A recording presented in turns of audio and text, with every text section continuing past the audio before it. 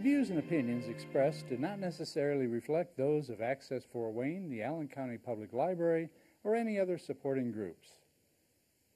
If you'd like to produce a show, call us at 260-421-1250.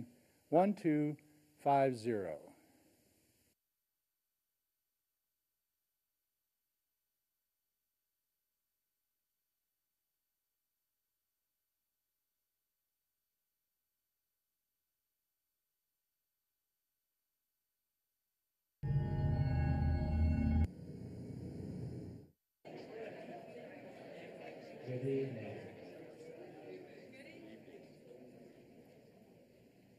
I'd like to call the regular meeting of the Whitley County Plan Commission for March 21st to order.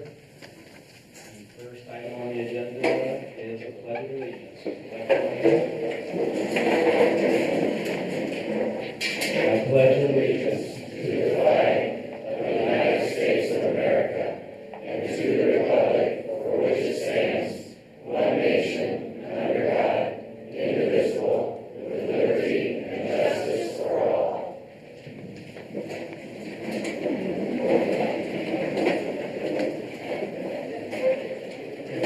Can we have roll call, please, Kathy? Here. Here. Here. Here. Here.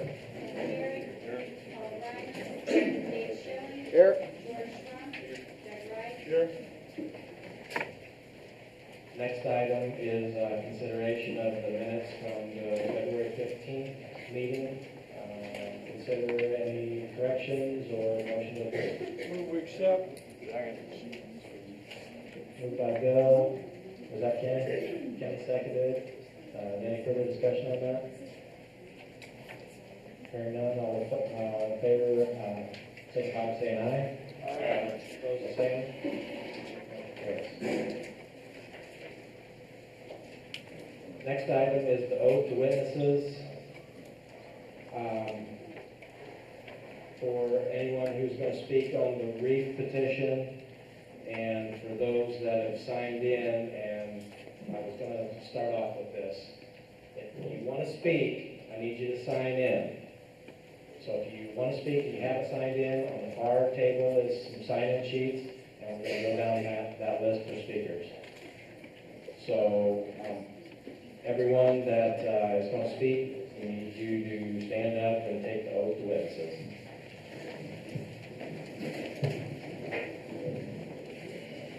Do you solemnly swear that any information you will give this commission this evening is the truth, the whole truth, and nothing but the truth? If so, say I do. I do. Thank you. David, do we have any old business? No, we do not.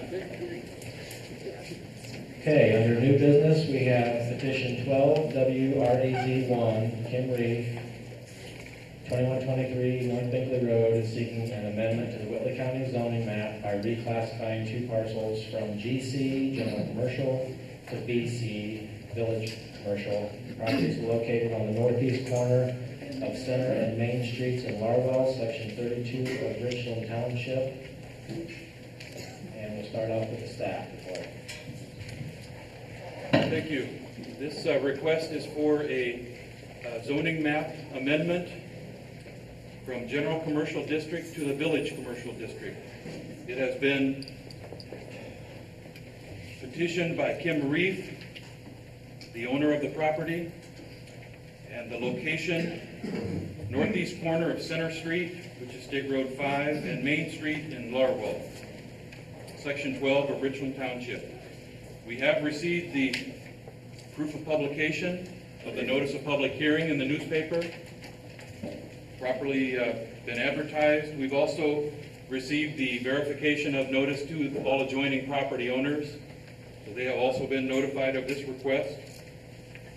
The basic purpose for the request for this rezoning, since it is from a commercial district to a different commercial district, based upon the location of this property within what could be classified as downtown Larwell. The size of the lot would not economically allow a development of a building under its current zoning designation based upon the setback distance from the front property line or the street. And so the zoning district that more appropriately, at least in the staff's opinion, fits this category is the village commercial district, which allows for basically the difference is the setbacks from the street, or the front side setback. And so it would allow a development on this property that would be similar to the buildings that are existing in the downtown Laurelville area, across the street and then up towards US 30. So it would allow that building to be placed appropriately on this property. That basically is the reason for the request. The use, as I understand it, and even though the petitioner doesn't need to specifically say what use is going to be put on there other than some general commercial use, the uses are basically the same for the general commercial and village commercial district. So it can be some type of retail, commercial, office, some typical commercial use. But at this point in time, it's not a requirement that the applicant specify exactly what is going to be proposed on the property. So that's the purpose for the request. And I believe that all of the requirements as spelled out in the staff report are able to be met on this project.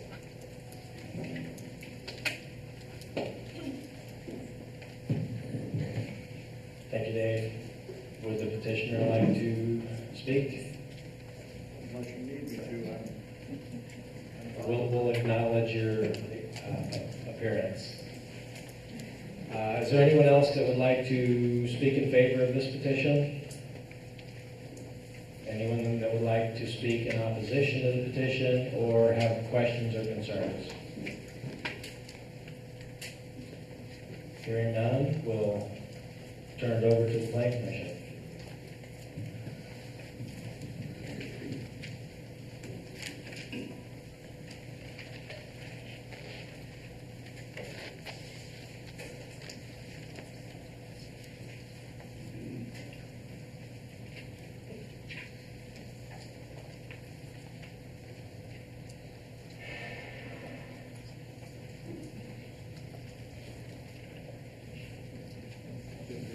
Discussion, I would make a motion to approve it.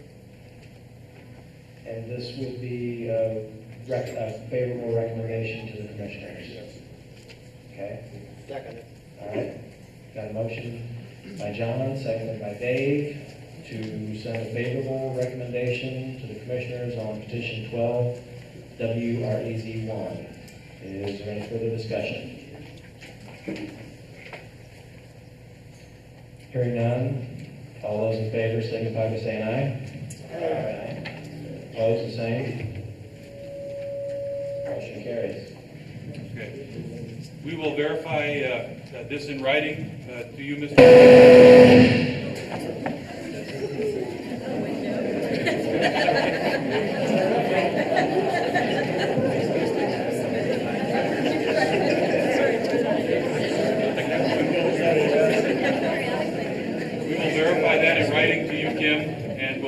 Advise you when this item is going to be put before the county commissioners.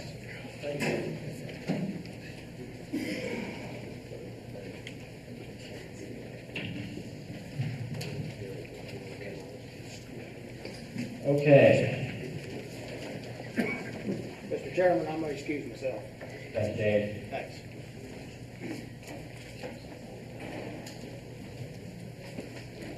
Item 2 is a public hearing, number 10 WZOA 2, zoning ordinance amendment of Chapter 5, development standards, and Chapter 14, definitions to regulate wind energy conversion systems. Since the last meeting, I had several people ask me how the meeting was going to be run, and so I sent an email to Commissioners, Plan Commission, and the Wind Committee group, and I realized that everyone is not on those committees, so I wanted to go through what my response to that question was. And first was that we're going to have people sign in to speak. And so this is the last call. If you haven't signed in and you want to speak, there's 2 sheets on the far end of the far table. And I'm just going to go down the list, other than I did have a special request for some people that travel a considerable distance, and if there's anyone else in that situation, then let me know.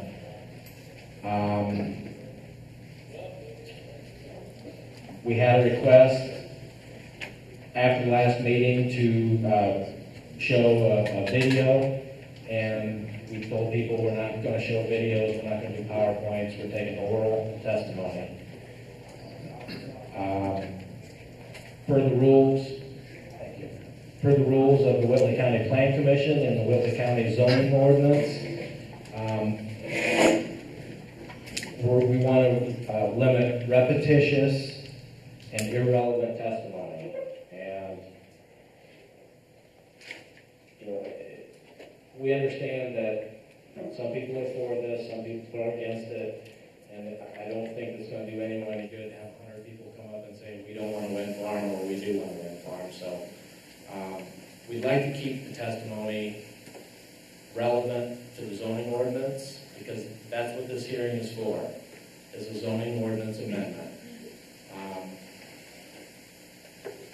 Some examples of irrelevant testimony would be federal subsidies for energy production, the efficiency of wind in Indiana, or wind in any other state, or wind turbines in general. Another example of irrelevant testimony would be the financial condition of Wind Capital Group or their parent or any subsidiary companies. Those issues are not relevant to this ordinance. This ordinance is to regulate wind energy conversion systems in general. So if we could limit our testimony to the ordinance, and if you want to speak directly to any specific sections of the ordinance, it would help us kind of keep your comments in order.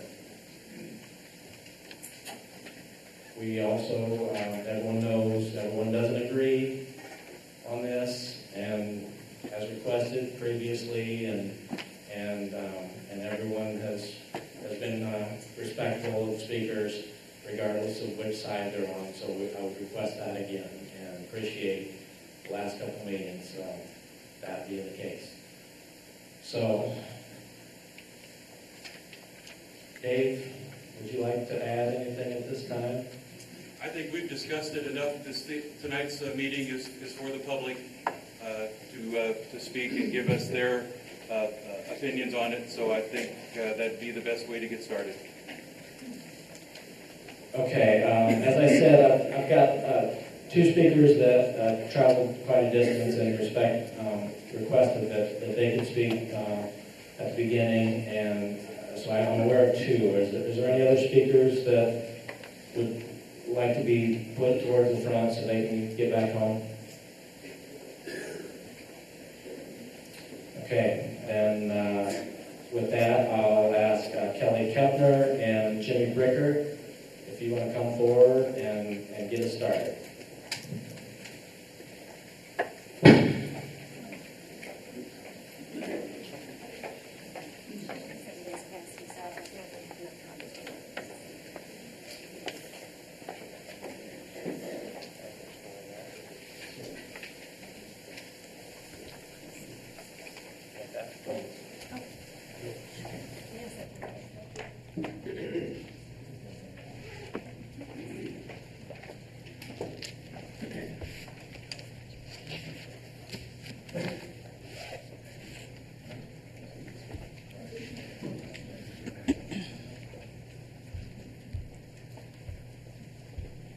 Brandon, Plan Commission, thank you folks for inviting us up to share with you what Kelly and I have experienced over the last many years now of the wind farm experience in Benton County, and what with the experience that we have with the wind farms in White County. I'm Jimmy Bricker. I was now retired Purdue Extension educator, county extension director in Benton County, and prior to that, Clinton County. So I sat where you sat for many years, both on an area plan and an advisory plan commission. So congratulations on you people for having gotten to this point of dealing with wind farm ordinances. I know it's a trying thing. Kelly and I, like I said, go back many years. She's presently the executive director of the Economic Development Commission in Benton County. And can do, and I have a, sorry about that, I have a tendency to speak fairly softly anyway. I'll eliminate that problem. So anyway, and Kelly worked with me. She was my partner in the extension office for several years as well. So with that, like I said, Kelly and I have been traipsing over many very different parts, working both on rural economic development issues and talking about wind energy and wind farms and our experience in Benton County. So we kind of have a little bit of a format that we would like to go through so that we're pretty sure that we're conclusive in what we'd like to share with you. Again, my name is Kelly Kepner. From my aspect here, I would like to share the economic impact. I know that you had mentioned about the ordinance of the zoning and what that would pertain to this. And I wanted to understand that through the zoning, by your decision tonight, is what's going to impact your community. And I went ahead and the front picture is always kind of a joke. I wanted to have a PowerPoint so that the rest of the group could see. So I apologize also for having my back to you. But as you notice, it's a picture of our wind farm that is located quite a ways away from a cemetery. And it's always been kind of the joke. Benton County is a very small community. We're under 9,000 people. And we're, the joke is that, it's a dying community. And I says, well, we may look like we're dying, but we are starting to grow.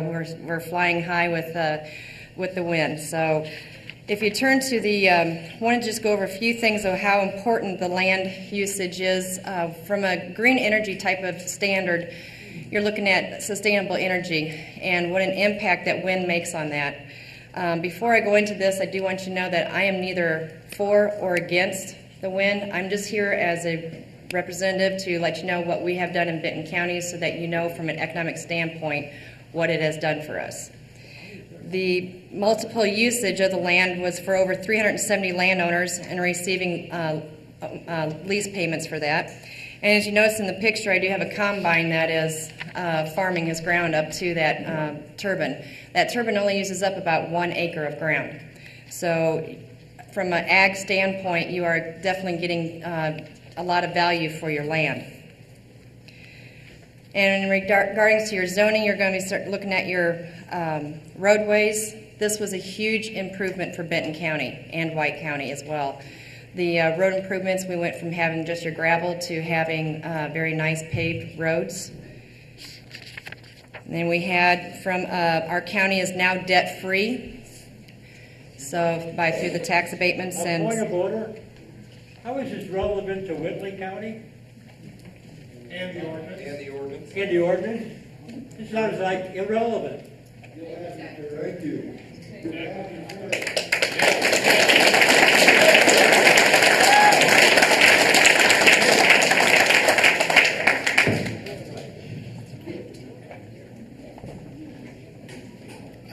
It would be good if we applied, be it Benton County's ordinance, Whitley County's ordinance, the ordinance before us.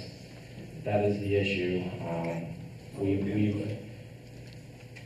We've talked about, we understand that there is economic benefit to be gained. Okay. And we've received estimated numbers on that from the county. Several of the Plan Commission members have visited White County and spoke to them about their benefits. Well, that's fine. Not a problem. I totally respect that. That's not a problem. I do want to just leave that with you so you have, if you have any questions, you're more than welcome to contact my office and be happy to help you out. But Jimmy does have some things that he can share on the ordinance. Well, if you want specifics, I'll give you specifics. Everything that Kelly was talking to you about emanates from the ordinance, believe it or not. Plain and simple. What's your population density? Now, we're not going to have this. I can give you the answer to that as well. But I'm not going to go there. I want to talk. Go, Brandon. We're doing one speaker at a time, for starters. One at a time. From Whitley County. If you're not at the podium, then please don't speak. You'll have your time if you signed in. If you're at the podium, you need to speak to the Plan Commission, not to the audience. If you can keep your comments directed towards the ordinance, that would be great.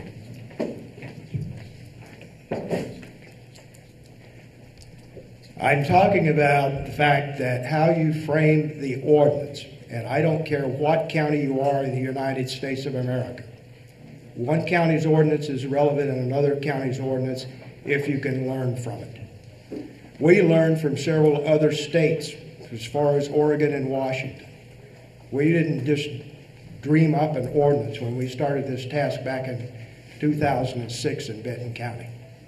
We borrowed from other people, and then we modified it to fit the specific needs and recommendations and ideas and the environment in which we had in Benton County. So yes, you should learn from other counties' experiences. And that's basically what we came here to share with you. And hopefully make your job of dealing with this issue a whole lot easier because you have more relevant information about it and specifics.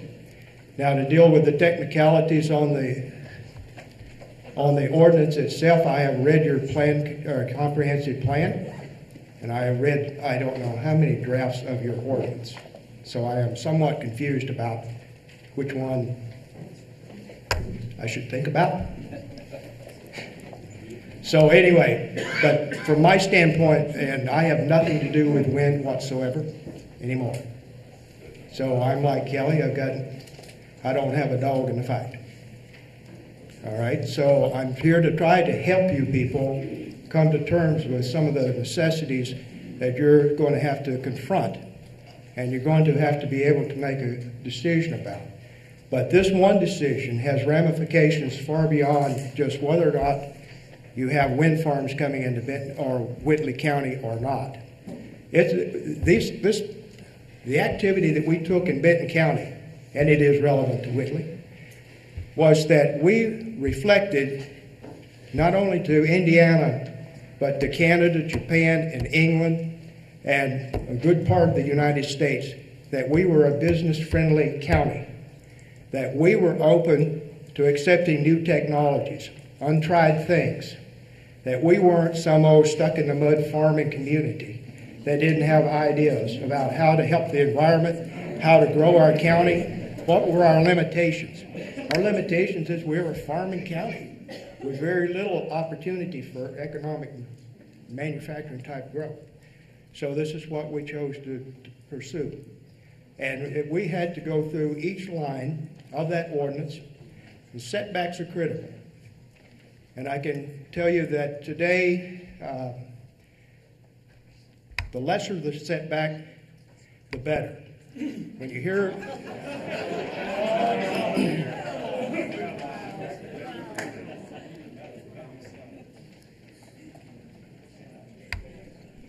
the technology is changing such today that we've kind of migrated away from using so many feet from a structure, because the Clipper turbine's 400-something feet tall and the Vestas is 360-something feet tall. It's a big difference in 1,000 feet means to one turbine or the other. So we've gone using multipliers of the turbine height, such as 1 times the turbine height, for example. And so that means that the safety standard that you're obligated to adhere to when you're thinking about these things is being met no matter what technology is purchased by the developer. Got that one part? I think. So that's part of it. The other part that is evolving now and seems to be coming along as wind energy now is old, it's as passe as the automobile was 50 years ago or 60. You know, I mean, we're talking now about grid systems, the next issue that comes before us. So it's not something that we're questioning whether it works or doesn't work or anything like that anymore. So what we're really thinking about in terms of these things is that as that technology continues to evolve, wind turbines are either going to get smaller, they're going to get bigger, and they're going to be used in different locations, oceans, different places like that. And in that term, I guess the model for what we call variable setbacks has evolved. And a variable setback means that if you have a setback standard for populated buildings such as a school or hospital or whatever, that setback could be larger than a setback with a property line where it's all farmland or it's up into a ravine area, someplace least likely to be inhabited. So that's what I was saying about the setbacks. And the other thing, too, is that, you know, the setback regulates the efficiency of these machines, which has become a concern as well. We have two types of technology operational in Benton County and in White County as well. White County, we have the straight line turbines, and in Benton County, we've got what we call the shotgun approach. They're scattered everywhere. The shotgun approach is much more efficient than the straight line, so that impacts the economy of the project as well. However, the straight line has advantages when it comes to certain logistics and construction costs, so there's a set-off to that as well. So you can think about that when you come to your ordinance, like leaving some of the decisions about how best to populate these wind farms best left to the engineering studies, which know your wind conditions and your wind environment and everything like that. We reached that conclusion at our Plan Commission because, number one, none of us on the Plan Commission had the technical expertise to make that decision. Then we came to the thing about sound noise levels. We also reached the conclusion that none of us that sat on the Plan Commission had the technical ability to deal with that either. A lot of the stuff that is in the Benton County Ordinance and the White County Ordinance and the Clinton County Ordinance and so forth refers to international standards. That means that it's variable and it can change as standards change, and you as a county body don't have to be bothered with it. The other thing which I congratulate you on is when you came to talking about your transportation plan, I see that you have hopefully have in that committee a sort of broad-based group of people that will work with you on that. We started out simply thinking our highway superintendent could do the job, and that was inadequate. But we found out that the sheriff's department needs to really be involved. School bus, the school superintendents, where the buses run and don't run, etc., needs to be part of that plan as well. And I see when you're calling for the daily plan of work to be issued, you issue it to many, many, many different people. We soon learned that many, many, many people don't even read the daily plan of work when you send it to them. So we defaulted that the plan director and surveyor and the sheriff got the plan. Then if it further needed to be disseminated to other people, other departments or something, then we left it to those three individuals to make that type of decision. And that just reduced the logistical nightmare of the company having to bring in a plan of work every day and giving it to, you know, I need 14 copies or something. So we narrowed it down to 3. The hotline that you have in your ordinance is outstanding. We did not have that in our ordinance and probably still don't today, but we certainly adopted that on friendly terms with the developer, and it worked out great. If the road is beat up, school bus has a hard time getting down the road, some property owner can't get in their driveway, a phone call away. And the other thing that we did add in there, though, when we signed a site agreement on that, If it's not addressed within 48 hours, the county will do it and charge the company. I don't think you maybe have that specific language in there. The other thing we discovered about tile drainage, how deep do we want to put the cables for the wind turbine? Plan Commission, you're going to think the Plan Commission in Benton County is pretty tough, because we didn't have any expertise for that either. So we came back and said, you know, one thing we know, we do subsoil to soil on farmland. So we need to have these cables at least deep enough that subsoiling is not going to disturb them. So then we tried to come up with a number between 3 and 6 feet. And we couldn't find a number between 3 and 6 feet that would satisfy all the needs. So we said we're going to take it tile by tile. We have a minimum standard, but then we're going to go tile by tile.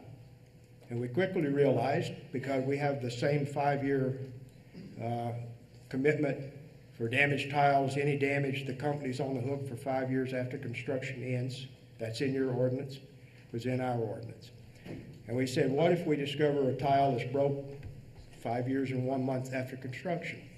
And that is very possible, particularly with these cranes going over the tiles. So what we came up with, from the best minds at hand, outside of Benton County and inside of Benton County, was that when they're trenching in the cables, we want to cut every tile we can cut.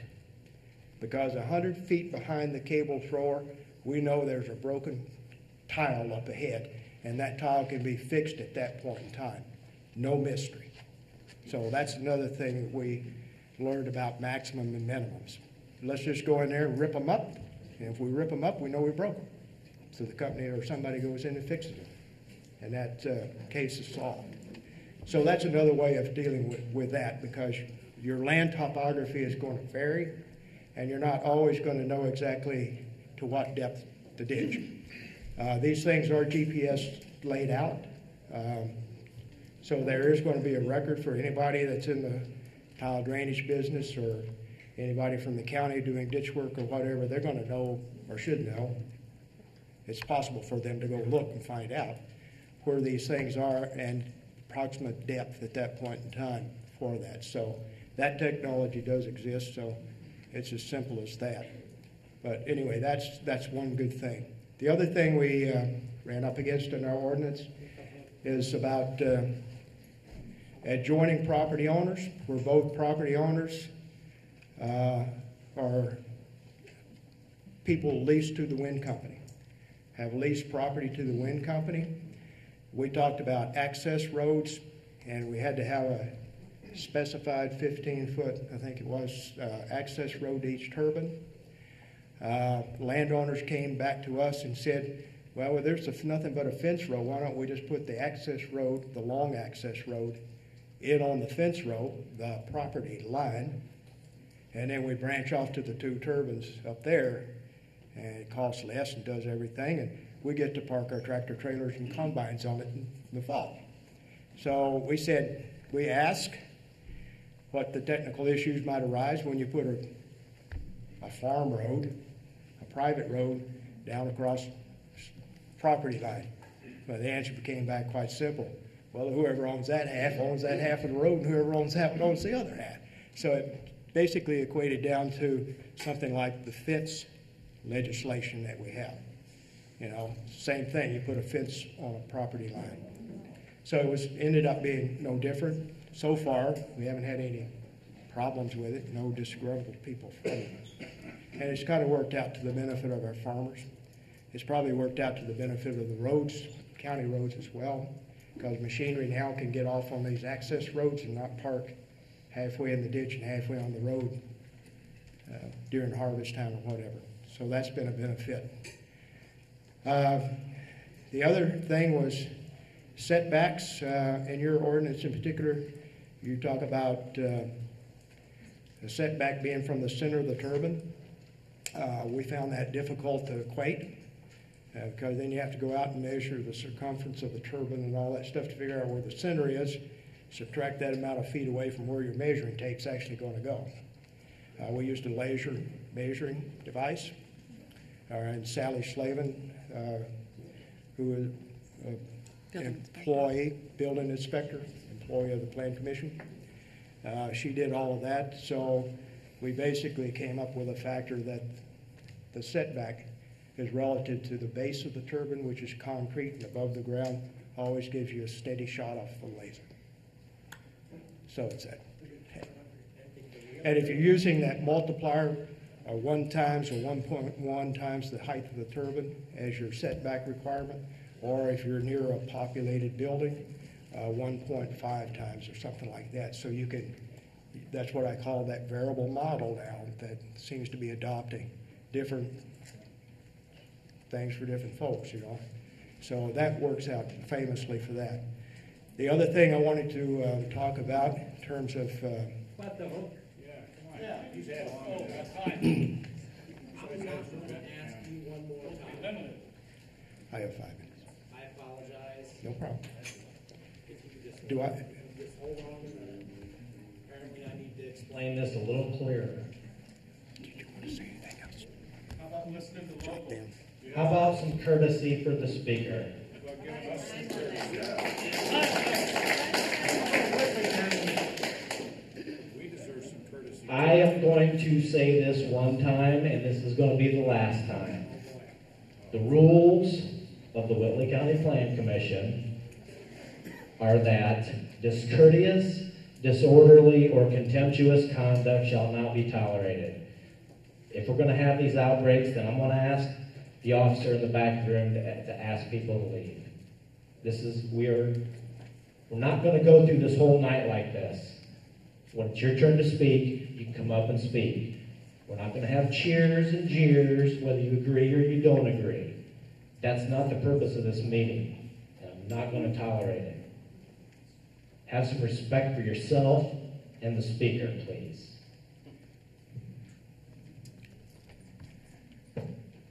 Brandon, just on one thing that we learned also, which I don't hesitate one bit to pass along at this point in time. Going through the wind farm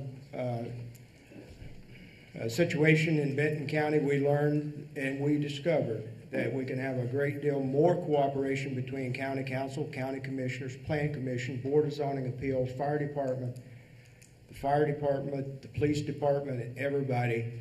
And when we were confronted with some money out of destitution we were before, then we learned that we can cooperate and come together.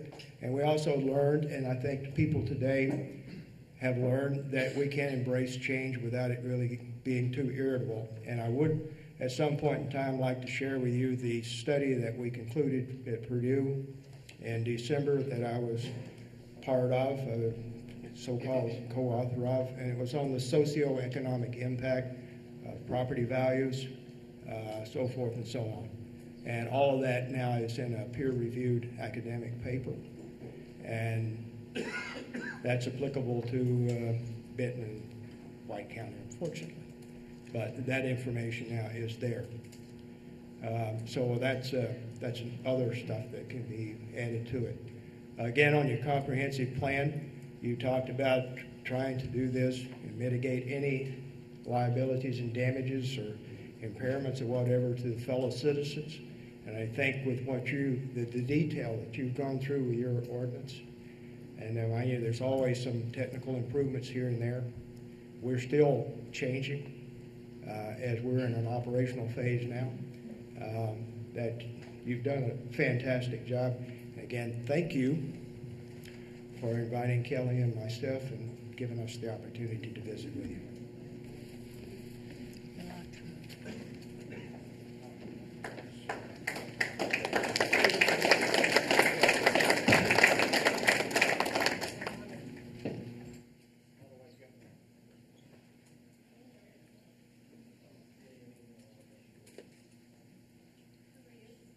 Next on the list is next item.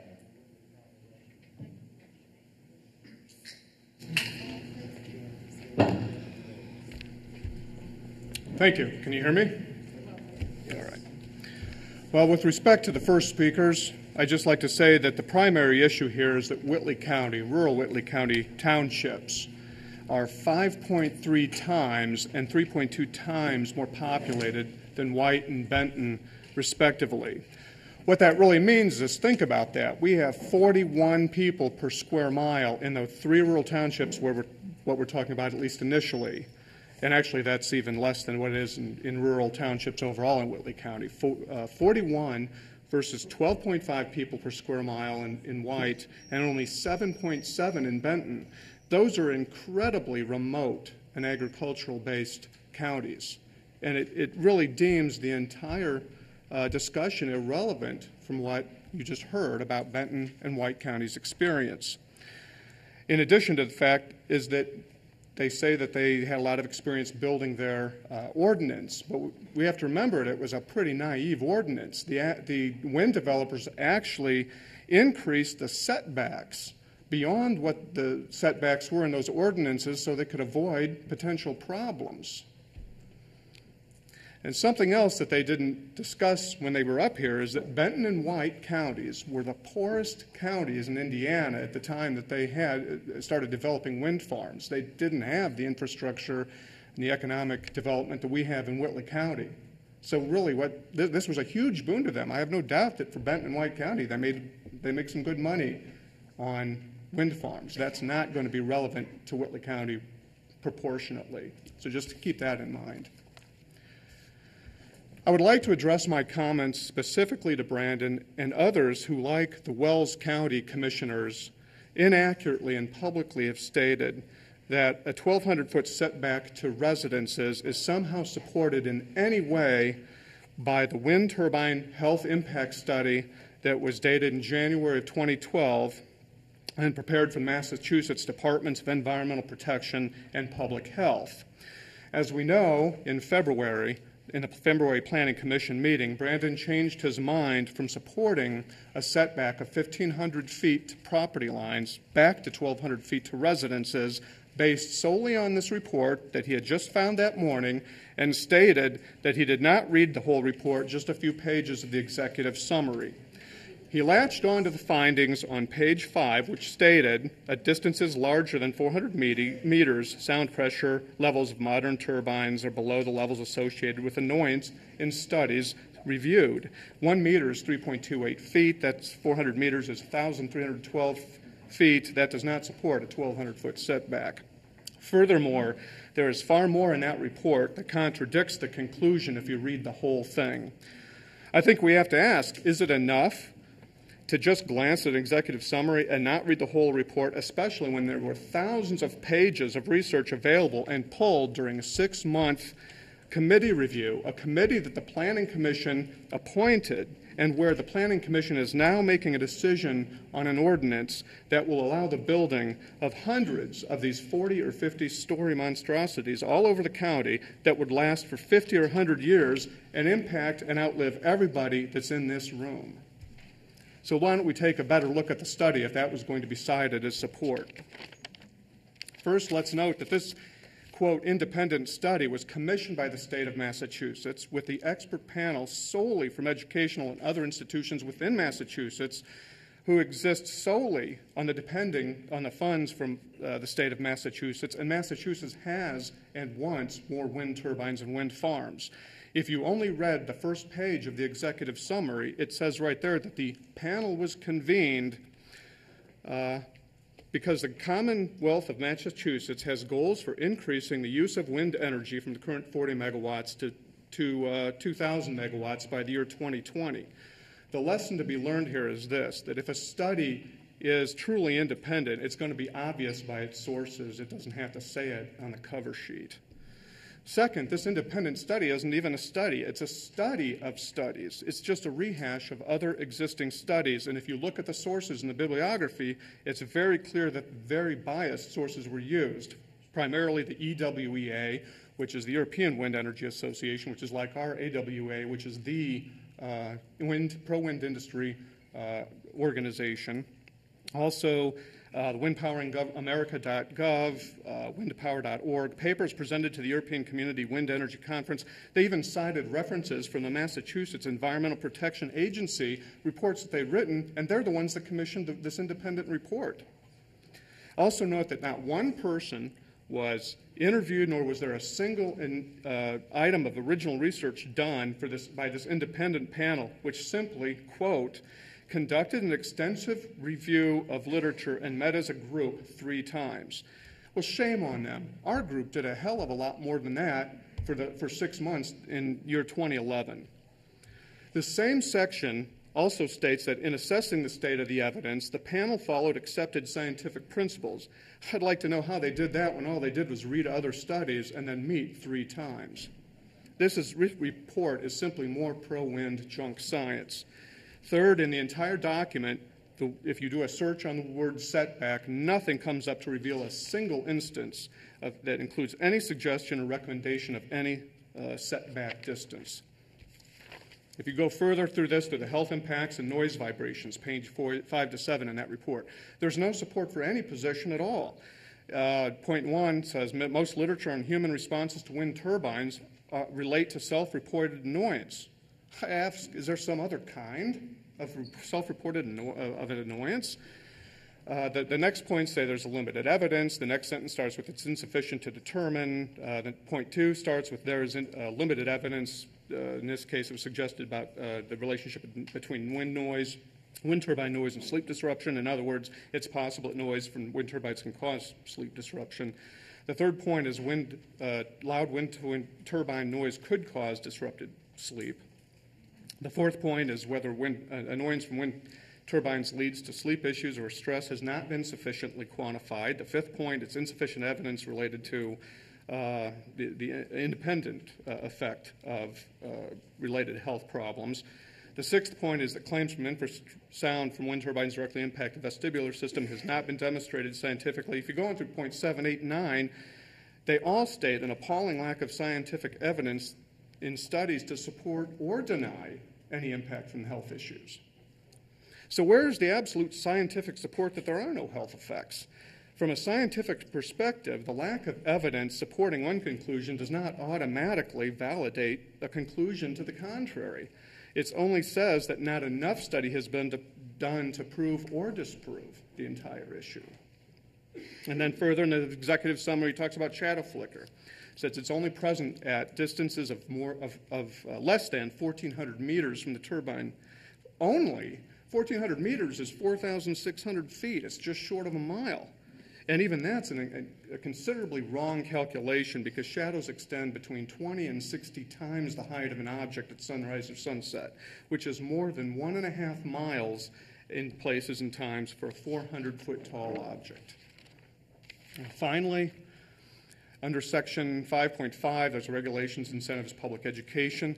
It says, we read that the panel suggests that the public be engaged through several education things, one of being compensations to those experiencing documented loss of property value. So if we're going to use this study in support of a shorter setback to residences, is the Whitley County Planning Commission prepared to insert a PVG, a property value guarantee, into the WCS ordinance? Rest assured that in any event, the WCCC is going to enlist its 1,000 supporters to obtain before and after appraisals of their homes and land, and then descend on the government center to demand what is estimated to be 25 to 40% reductions in the assessed value of the fair market value of their properties. If you read this detail in this summary, you're going to find a whole lot less support for any setback conclusion based on the studies reviewed and a whole lot of questionable data and unanswered questions with respect to this expert panel that they chose to ignore in the executive summary. Also note that this report has since then been completely discredited online by multiple academic experts who are far more knowledgeable than anybody in this room. In conclusion, if you're going to quote a single report to support your position, you better read the whole thing and not just cherry pick the stuff you like. Otherwise, you're going to find yourself in a position where you cannot defend your position. Thank you.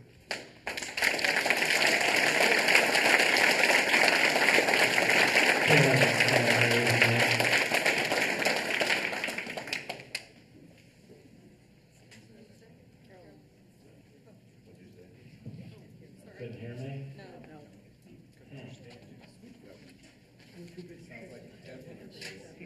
I said Carolyn Stanger is next.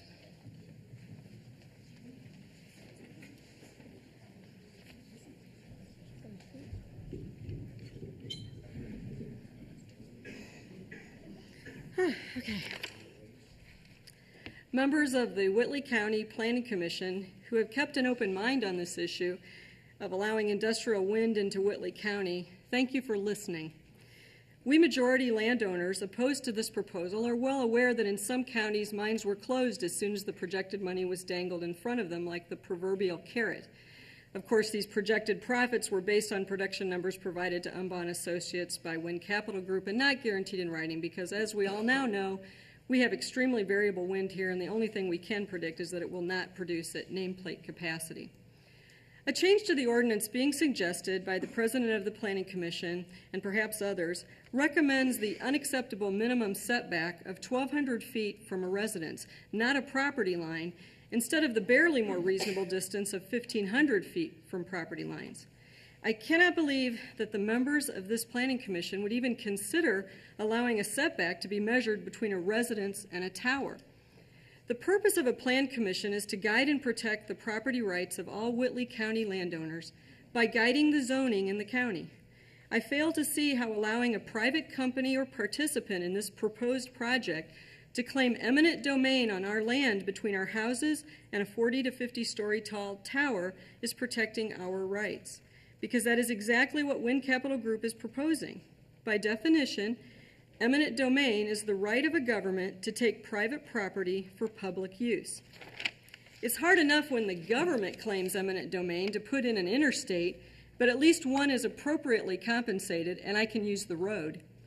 If you do the math in this situation, and we have done the math, we are talking about a private corporation and a private individual potentially claiming up to 20 acres of one's land with no compensation and certainly not for public use.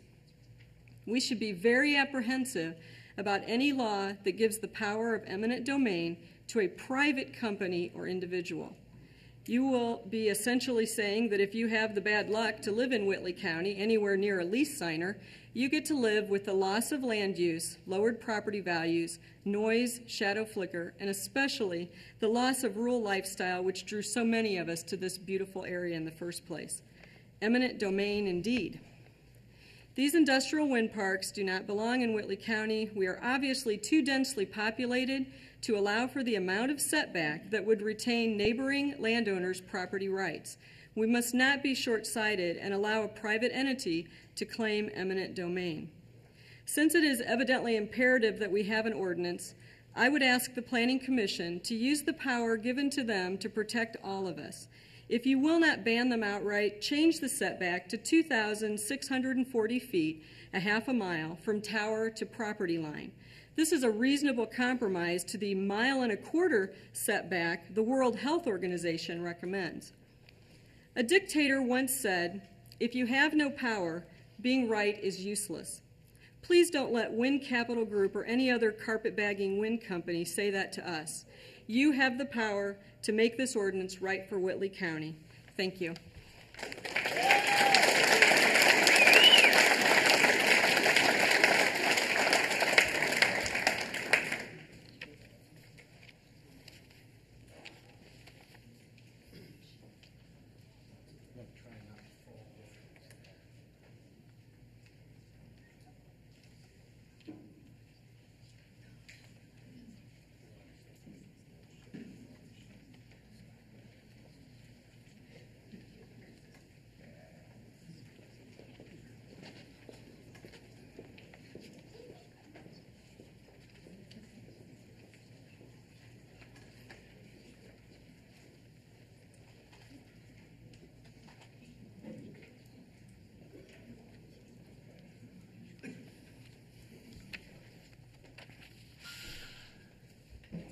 I'll add my thanks to that of Carolyn. Thank you for being willing to let us present tonight. I've listened and watched the process from a couple different positions, and as I have watched you folks work to try to create a wind ordinance, I've been concerned by a couple of different issues that you've had to deal with, and would like to make a suggestion. One suggestion I should say that leads to another. The first is application of something known as the precautionary principle, and then that, I think, helps determine an answer to a way to define who is a participant. Articles have been provided to both the steering committee and the Whitley County Planning Commission to show that many problems exist with wind turbines. Specifically, these articles have shown that these industrial-sized machines with 125-foot long blades cause disruptive noise that affects human sleep, is distracting in the daytime, causes human health effects, a few of which follow: headaches, tinnitus, balance problems, raised blood pressure, and raised cortisol levels. They drive wildlife from the area of the turbines. They affect horses' ability to thrive, and they affect livestock ability to thrive. Shadow flicker, that is disruptive to human life and in and out of residence and business structures. They kill bats and any other species of any species, and therefore reduce insect control for those involved in agriculture. They kill birds of both protected and unprotected species, and they prevent the application of agrochemicals by air, causing control of fungus and insect blights. In times like 2 years ago, we had a tremendous problem with corn because of the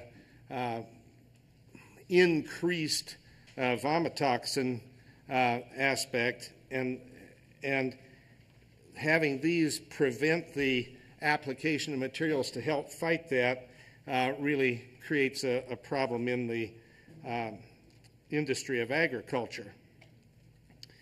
At the same time as the presentation of these articles, there have been others who continue, in the face of clear evidence, to say that there are no health or environmental effects that are caused by wind turbines, and so there appears to be a conflict that cannot be resolved. Further, this conflict is said to cause problems in writing a wind energy conversion system ordinance because the County Planning Commission has been unable to decide how to write an ordinance that deals with what is thought to be conflicting information. Actually, there need be no conflict for the County Planning Commission if you use the precautionary principle to guide the writing of the ordinance. The precautionary principle is an idea that can be summed up in the phrase, "First, do no harm." The principle states that if an action or policy has a suspected risk of causing harm to the public or to the environment, in the absence of scientific consensus that the action or policy is harmful, the burden of proof that it is not harmful falls on those taking the action.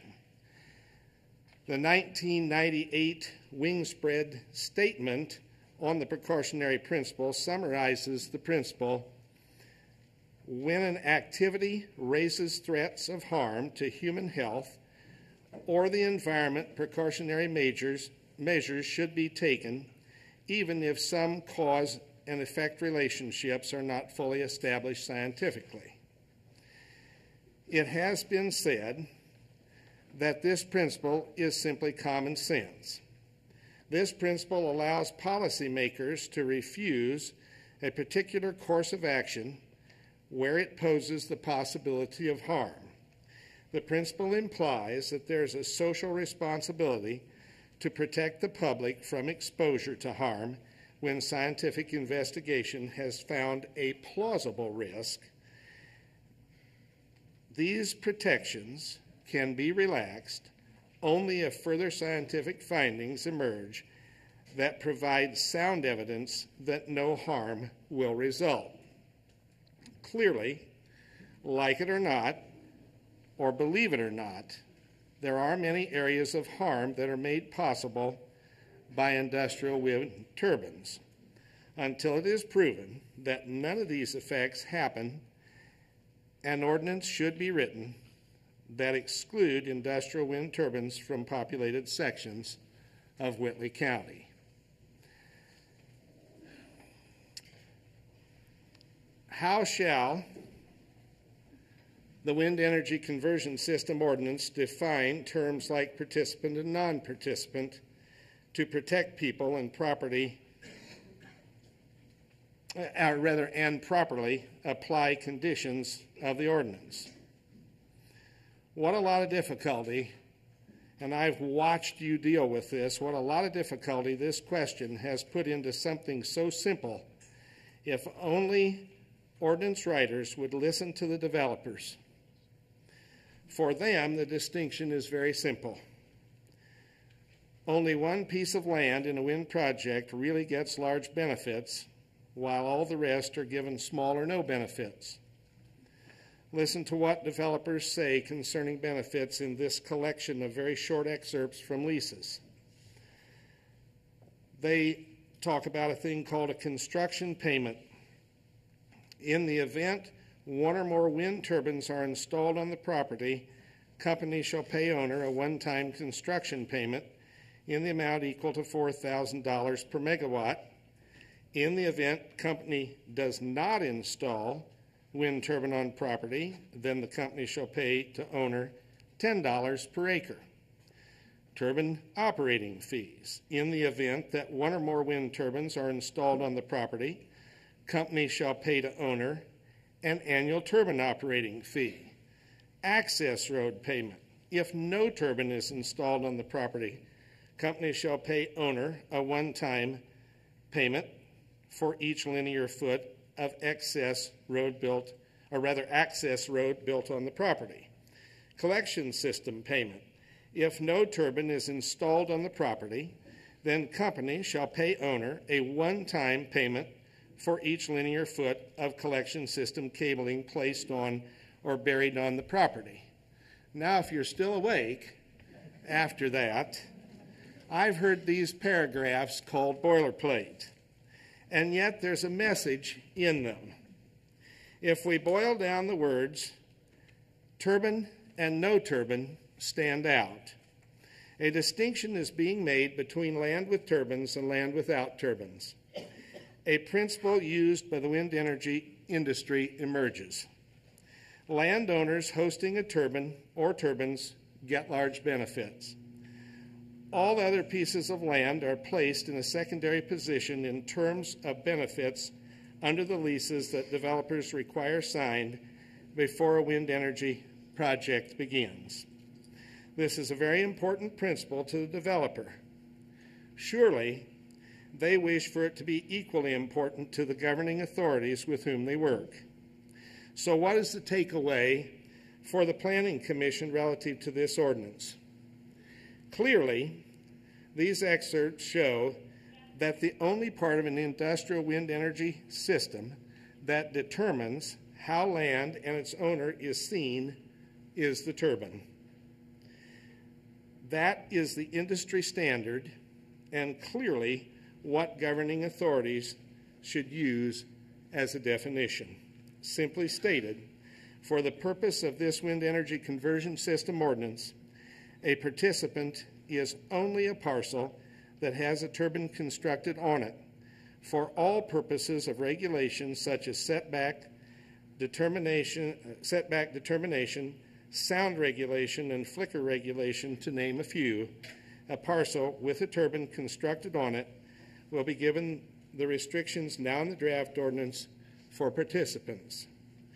All other parcels of land, ones which do not have turbines on them, are non-participants and will be subject to the regulations for non-participants and all other equivalent terms that are in the draft ordinance, such as those which govern setback, sound flicker, and so on. You are urged to use this definition. Thank you for your time.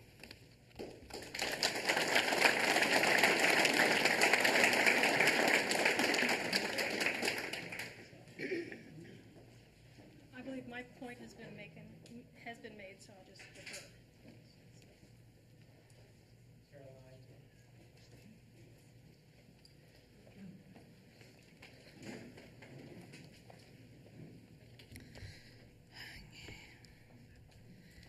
Okay, good evening. I am discussing how setbacks affect the quality of life. I grew up on the south side of Fort Wayne. It was an area that is quite a bit different now than how I saw it as a child. My mom made less than $10,000 a year as a church secretary, but welfare and free lunches from school were absolutely not a part of my mom's vocabulary. Our backyard was no bigger than a postage stamp. But we tended that little piece of property with great pride. I share this with you because the purpose of this intro is to explain what myself and hundreds of others have found in Whitley County, and that would be a quality of life. In the year 2001, I began a year-long search for my perfect little piece of dirt upon which I would build my home. I had no idea whether it would be east, west, north, or south of Allen County, but I definitely was told by many people to build outside of Allen County for much lower property taxes and to avoid the rigorous hoops one had to jump through in Allen County in order to obtain building permits. My business is in the southwest area of Fort Wayne, and I soon realized that the direction I would build would indeed be just west of my office, Whitley County.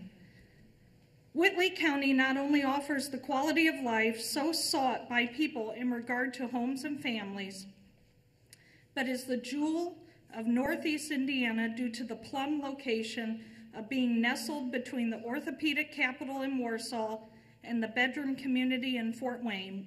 We all know this. However, what seems to be lost in translation is that over the past 20 years, due to the landowners' choices in Whitley County, hundreds of us have bought land to build and invest in our futures. In other words, the very people who sold acreage in which to develop our homes now say, too bad, so sad, but that's what you get when you move into ag. Or in other words, when you took our money, it was as green as could be in the financial transaction. But now what you are saying is, all of us need to leave. You are now a weed. Go away. My definition of quality of life: I love the traditions. When I say tradition, that is probably better stated as a way of life for our farmers. I so respect our farmers. I thoroughly enjoy and respect watching and observing in awe the farmers' difficult but dedicated work in the fields. Will you believe me when I tell you how excited I was when I asked my neighbor Kevin when he would plant corn next to my property, because I told him I loved the rustling of the corn and it was so wonderful to hear. And then when October rolled around, I hesitantly asked Kevin's wife, when the heck will the corn be harvested? It's getting kind of claustrophobic back here. And I had just watched that Mel Gibson movie called Signs, and his husband Diane started laughing and said Kevin wanted her to tell me he was going to leave 10 rows of corn all the way around my property so I wouldn't bug him again. I laughed and laughed and laughed, and I realized what a wonderful quality of life I had stumbled into. I love looking out into the night. You really, truly do not see stars on the south end of Fort Wayne. I love seeing the headlights move and dance from the combines. There are so many nights I'm standing out in the driveway in the dark watching everyone work and enjoy the produce that they produce. I love the bright star-engorged skies, and I enjoy the deer, and my very favorite of all are those tiny, simple little tree toads. Quality of life, quality of life, quality of life. In closing, the county and our government in Whitley really does have the utmost responsibility to protect my 10 acres and all my neighbors. As much as someone who has been blessed with larger farms, which I don't begrudge. This is not eminent domain. This is the continued disgusting road of our country losing sight of right and wrong. I mean no disrespect, just the simple, honest-to-God truth that deep down we need to know we need to do what is right for Whitley, not is right for a massive subsidized boondoggle. Thank you so much for your time.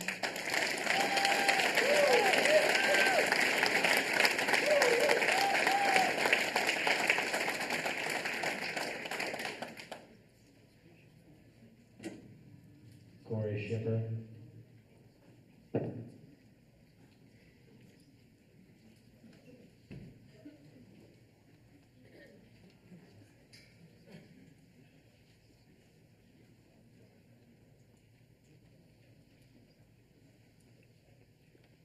Hi. I'd like to tell everybody that I respect everybody's opinion on what they say, no matter what it is. But I do, question, I know this is an ordinance on wind, but what you guys choose today will be not just an ordinance on wind, but for other property or other issues. Like, I know a lot of people, if I was going to put a hog farm up beside them, a lot of people are against the turbines. I'm sure they're against the hog farm. I mean, it causes noise, causes the smell, loudness.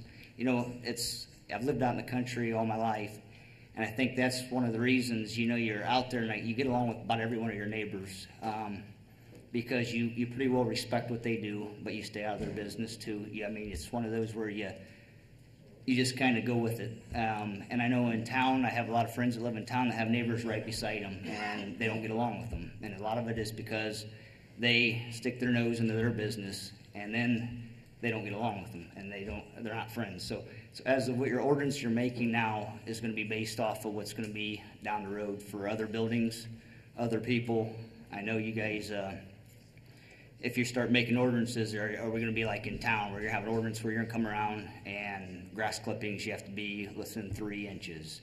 Used cars, you can't leave sitting in your driveway. Where do you guys stop at on your ordinances is what I'm asking. It's just one of those things where you've got to really take that into consideration. I know it's just something that you might do where you don't let people build within 1,500 feet from a property line of others also. Where do you stop at on that? So I just wanted to keep that in mind, and how you guys base your decision is how you do it. But I just wanted to let you know what you make here is going to be based off of down the road in the rural community of what your decisions are made. So just keep that into consideration. Thank you.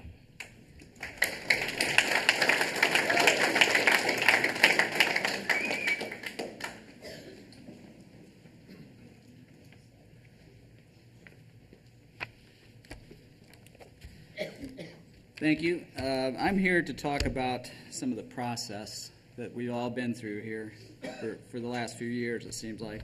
Throughout my involvement in this ordinance process, in September 2010, the Plan Commission has repeatedly stated that there is no project. Semantics. There is a project, it's just not yet been filed. President Schilling's conflict of interest for signing a lease agreement is evidence enough, but a review of the Plan Commission's own minutes leads me to believe that many of its members are working hard, even going out on a limb to write an ordinance that will meet the specifications of a project in waiting, thereby not fulfilling their duty to the citizens of the county. What's so magical about a 1,200-foot setback from a residence? It seems this commission keeps returning to this metric in spite of itself, and in spite of the ever-expanding body of evidence and experience supporting much longer setbacks. In September 2010, Brandon Forrester stated that he believes setbacks should be measured from property lines. To measure a residence, residence from a residence restricts the rights of the owner to do what they want with their property. The Plan Commission agreed with him. There was a lot of discussion, and the setback was revised to 1,500 feet to property lines. Mysteriously, only the discussion was included in the minutes. The revision was not. Many of us were there that night and remember that change. In October, the meeting was opened with David Sewell explaining how he feels that 1,000 feet is the standard for Indiana, and he cannot support the 1,500-foot setback. He felt they should go back to 1,000 feet or 1,200 feet. The setback was changed from 1,500 feet to 1,200 feet to residences. There was no consensus for the change. There was no motion or vote taken, not even a straw poll. In November 2010, with Schilling's conflict of interest, the process was stopped. The ordinance was judged unanimously by the Planning Commission as tainted. The 1,200-foot setback stood until January 2012 when the process started up again. January 2012, there was a lot of discussion about setbacks. A vote was taken, and the ordinance was revised to a 1,500-foot setback from property lines. Brandon voted for that 1,500-foot setback. In February, last month, at the end of the meeting, Brandon Forster told everyone he had a change of heart. If he could do it over again, he would vote for a setback of 1,200 feet from residences. He said he would not make a motion, but to me it sounded like someone fishing for someone else to make a motion, but nobody did. Maybe tonight's the night. Why would Brandon flip-flop on the issue of setbacks? He referred to a study that he'd received or found that morning. The study listed 1,312 feet for a minimum, and we've kind of been through this in Nick's, I believe, information. But to go back to that, as a minimum, that 1,312 feet was intended to be a minimum for noise only. Yet you suggest that to live closer than that, you suggest we should live closer than that, and you'd like to see the setback at 1,200 feet to residences. It seems odd to me that you would, while touting the reliability of this report, change us from a setback that barely exceeds the report's minimum to a setback that is below the minimum. Another cause for my suspicion involves the lack of attention the Planning Commission has paid to any of the questions and concerns the citizens of Whitley County raised regarding the overlay or industrial wind farm on our well-populated townships. Indeed, the Commission's attitude has largely been dismissive of the legitimate issues we've laid on the table. For instance, in October 2010, the public hearing, Mr. Sewell said the Planning Commission had not seen evidence, facts, or information to support the need for a lengthening of the setback, or indeed any other changes. There were, by my count at that hearing, 13 testimonies, and in November, the following month, when it was continued, there were 22 more testimonies. All were dismissed, no concerns were addressed, no questions answered. They even disregarded our hard work in the Wind Steering Committee. The Planning Commission set it up, the county paid for it. We were there to study the issues and make recommendations. Joanne Stanley and I, seeking to put safety, welfare, and the quality of life for the county ahead of the interests of industrial development and financial reward for a handful of lease signers, we submitted dozens of third-party science-based studies to support our points about setbacks. We would like to see 2,640 feet, 6 times the height of turbines they're suggesting, to the property line as a minimum. Noise, 40 dBA daytime maximum, 30 dBA maximum nighttime, and not to exceed ever those limits. Shadow flicker, none should ever fall on a non-participating property. These have all fallen on deaf ears. There are those on the Planning Commission who do not want to discuss these issues because they would disallow the project. The dangers and health issues involved with siting turbines too close to people have not even been thoroughly discussed. After Schilling's conflict discussion in November 2010, the Planning Commission decided by unanimous vote to start the process over from the beginning. But the Commission defaulted, and a year later, they defaulted to the ordinance of the Draft D at that Plan Commission meeting when we made our committee reports, essentially picking up where they left off. To make matters worse, President Schilling's conflict of interest rendered this draft and preceding drafts tainted. Besides being tainted, the ordinance we consider this evening contains none of the recommendations we made, nor does it even intend to. We were told the Plan Commission would take note of our findings and incorporate them into the ordinance. We did not realize the Planning Commission would not find anything we produced during that long summer, that long period. Nothing we produced was worth incorporating into the ordinance. And we have many good people serving on the Planning Commission, and I thank everybody for taking the time to do that. But we also have people that did not disclose a conflict of interest. We have one person, at least, that did not disclose a conflict of interest. we have people who, to me, seem to be trying to enable the project by customizing an ordinance to fit the specifications of one particular wind company. This ordinance is to be written to protect the citizens of Whitley County. In the writing of this ordinance, the Planning Commission needs to refocus on the citizens and disregard the outside influences. Put together a document that will maintain our quality of life. The Planning Commission may need to step back from the process and reevaluate. This has been a very difficult process for all of us on all sides of the issues. I can't help but think that if wind farms were a good fit for Whitley County, this process would be easy. Thank you.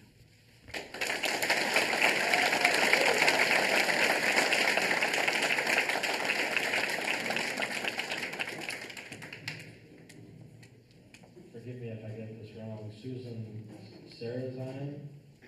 Close enough.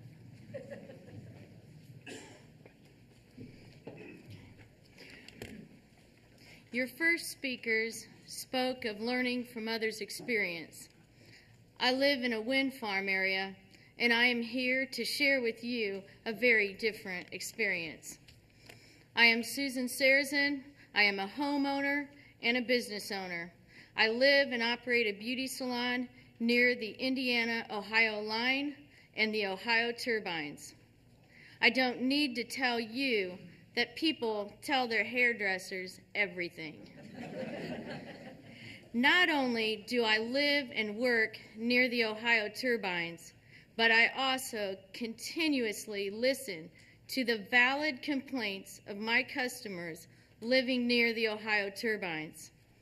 It is my civic duty and moral obligation to come here and share with you what I've learned firsthand from my customers and neighbors living near the Ohio turbines, especially since most of the people who supported the turbines coming to our area now admit they regret it. My goal is to arm you with the truth of what we now know from living near existing wind turbines in the hope of sparing you from the loss and regret that our rural community now shares. Here's what we've learned. Number one, there's a 5-year warranty on the wind turbines. After that, the general practice is that they are sold. The new company may not follow the previous agreement. For example, they may not pay as much. Number two, if they stop working, they sit vacant. Number three, landowners with turbines on their property only get paid if they are producing and if someone is buying it. Number four, property owners' rights. Property owners found that they gave up more rights than they thought. The company will come onto your property and do what they want, whenever they want. Number five is insurance. Ohio passed a law absolving wind turbine owners, operators, and the power companies from any liability from damages resulting from the wind turbines. Indiana homeowners, country blocks away from the Ohio turbines, have received letters from their insurance companies notifying them there is no coverage for damages sustained from the wind turbines, such as ice throw, parts flying off, etc. Number six, safe distance. Studies show that a safe distance is 2 kilometers, 6,561.68 feet. 1 mile is 5,280 feet. Apparently, this 2-kilometer safe distance is what our insurance companies used when excluding payment for damages to our folks living over a mile from any turbine. Number 7, the Ohio turbines are killing brown bats. This is an endangered species. It is not known yet if it is the frequency or the speed of the blades, so we don't know yet what they're going to do as a result of this. Number 8 is the sound. It is really aerodynamic. It's coming off the blades, not the machinery or the gears or generators. The result is that it sounds like you are in a windstorm day and night, even with your windows closed. It is annoying to everyone living in the vicinity.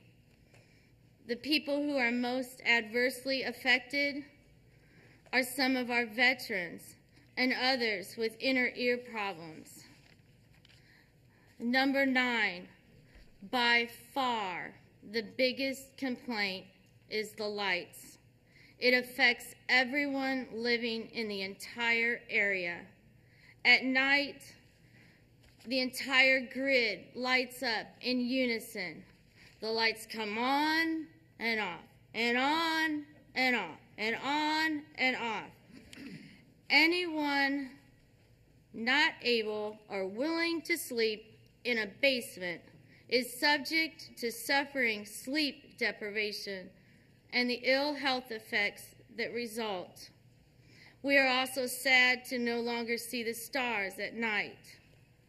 During the day, the wind turbines produce a flickering effect, annoying to all.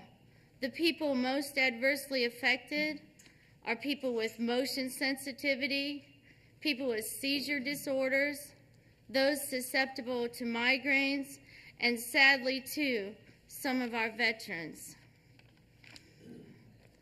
In closing, a resounding warning from our community to yours. Read, read, read the fine print. We hope that somehow you will be spared what we now endure. And incidentally, the wind turbines near us were not even made in the USA. They were made overseas and came in through the St. Lawrence Seaway and were trucked to our area. No one in our area got a job out of this venture.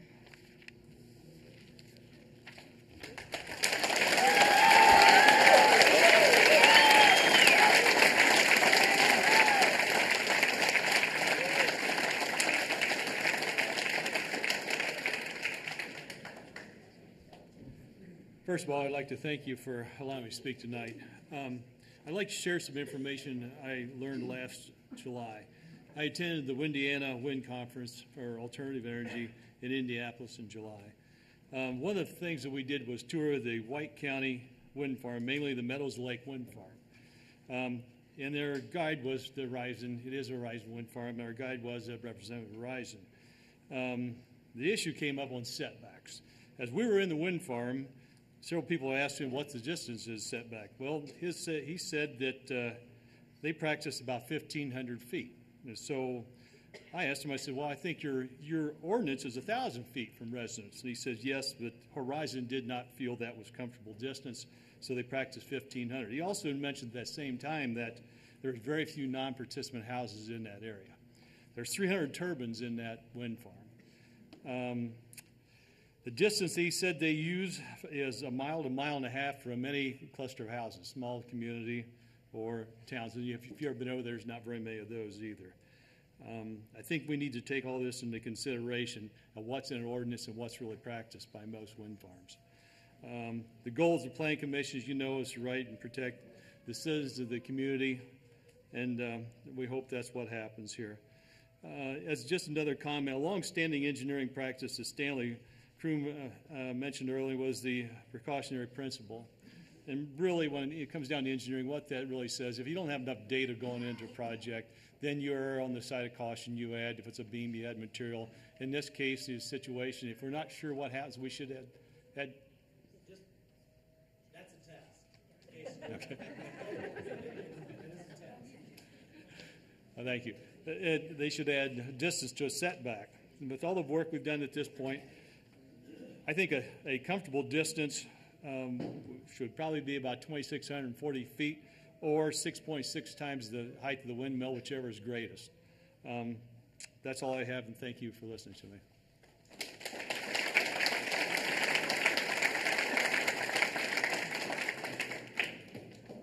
John Henrietto.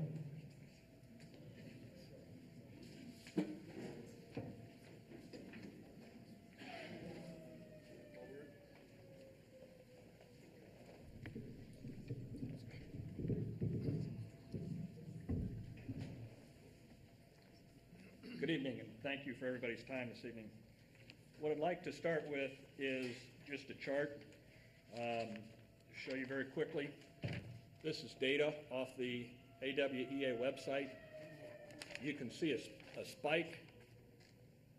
That spike occurred about in 2008.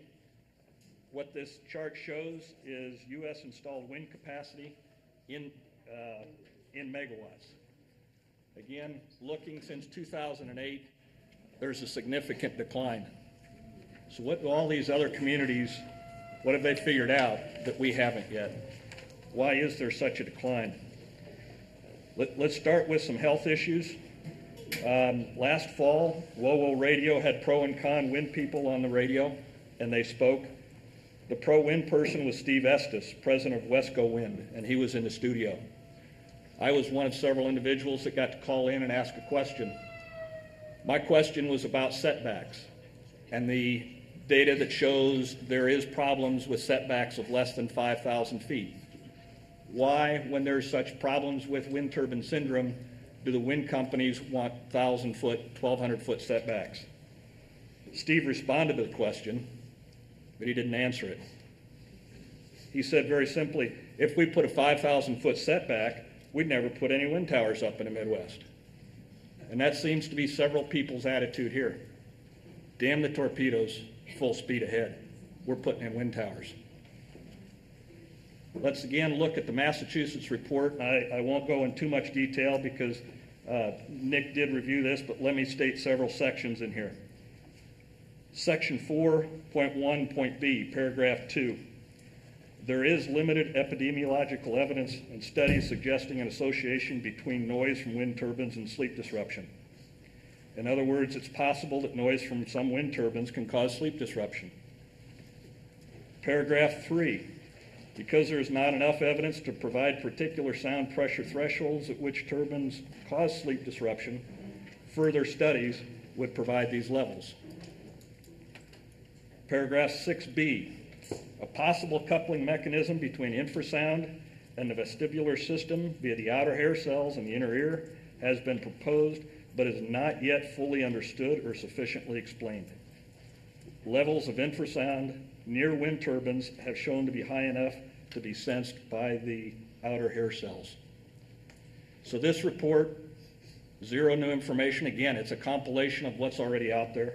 There's zero actual field work that was done here. It's a simple regurgitation of what select articles they chose to review. But it does go on to recommend further studies, and it does acknowledge other concerns that are out there that they've ignored.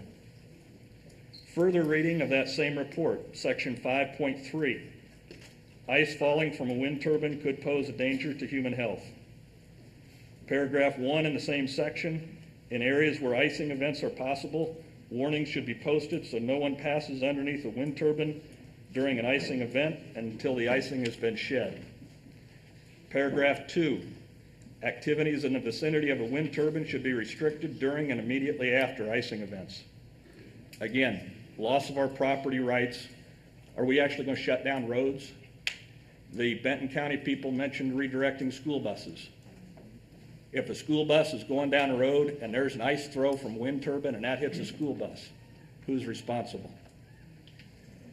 Let's look at some other studies, because even the Massachusetts report says we need to look at additional studies. Nina Pierpont's book, it's been around, a lot of evidence there that says people have a problem. More specifically and more currently, there's the Bruce McPherson infrasound and low frequency noise study. This was published December 14th, 2011. I think the people in Massachusetts forgot to look at this one. It's titled Adverse Health Effects Produced by Large Industrial Wind Turbines Are Confirmed. From the executive summary, the investigators were surprised to experience the same adverse health symptoms described by neighbors living at this house and near other large industrial wind turbine sites. First key takeaway from that, these people didn't sit in an office and look up on the internet an old study.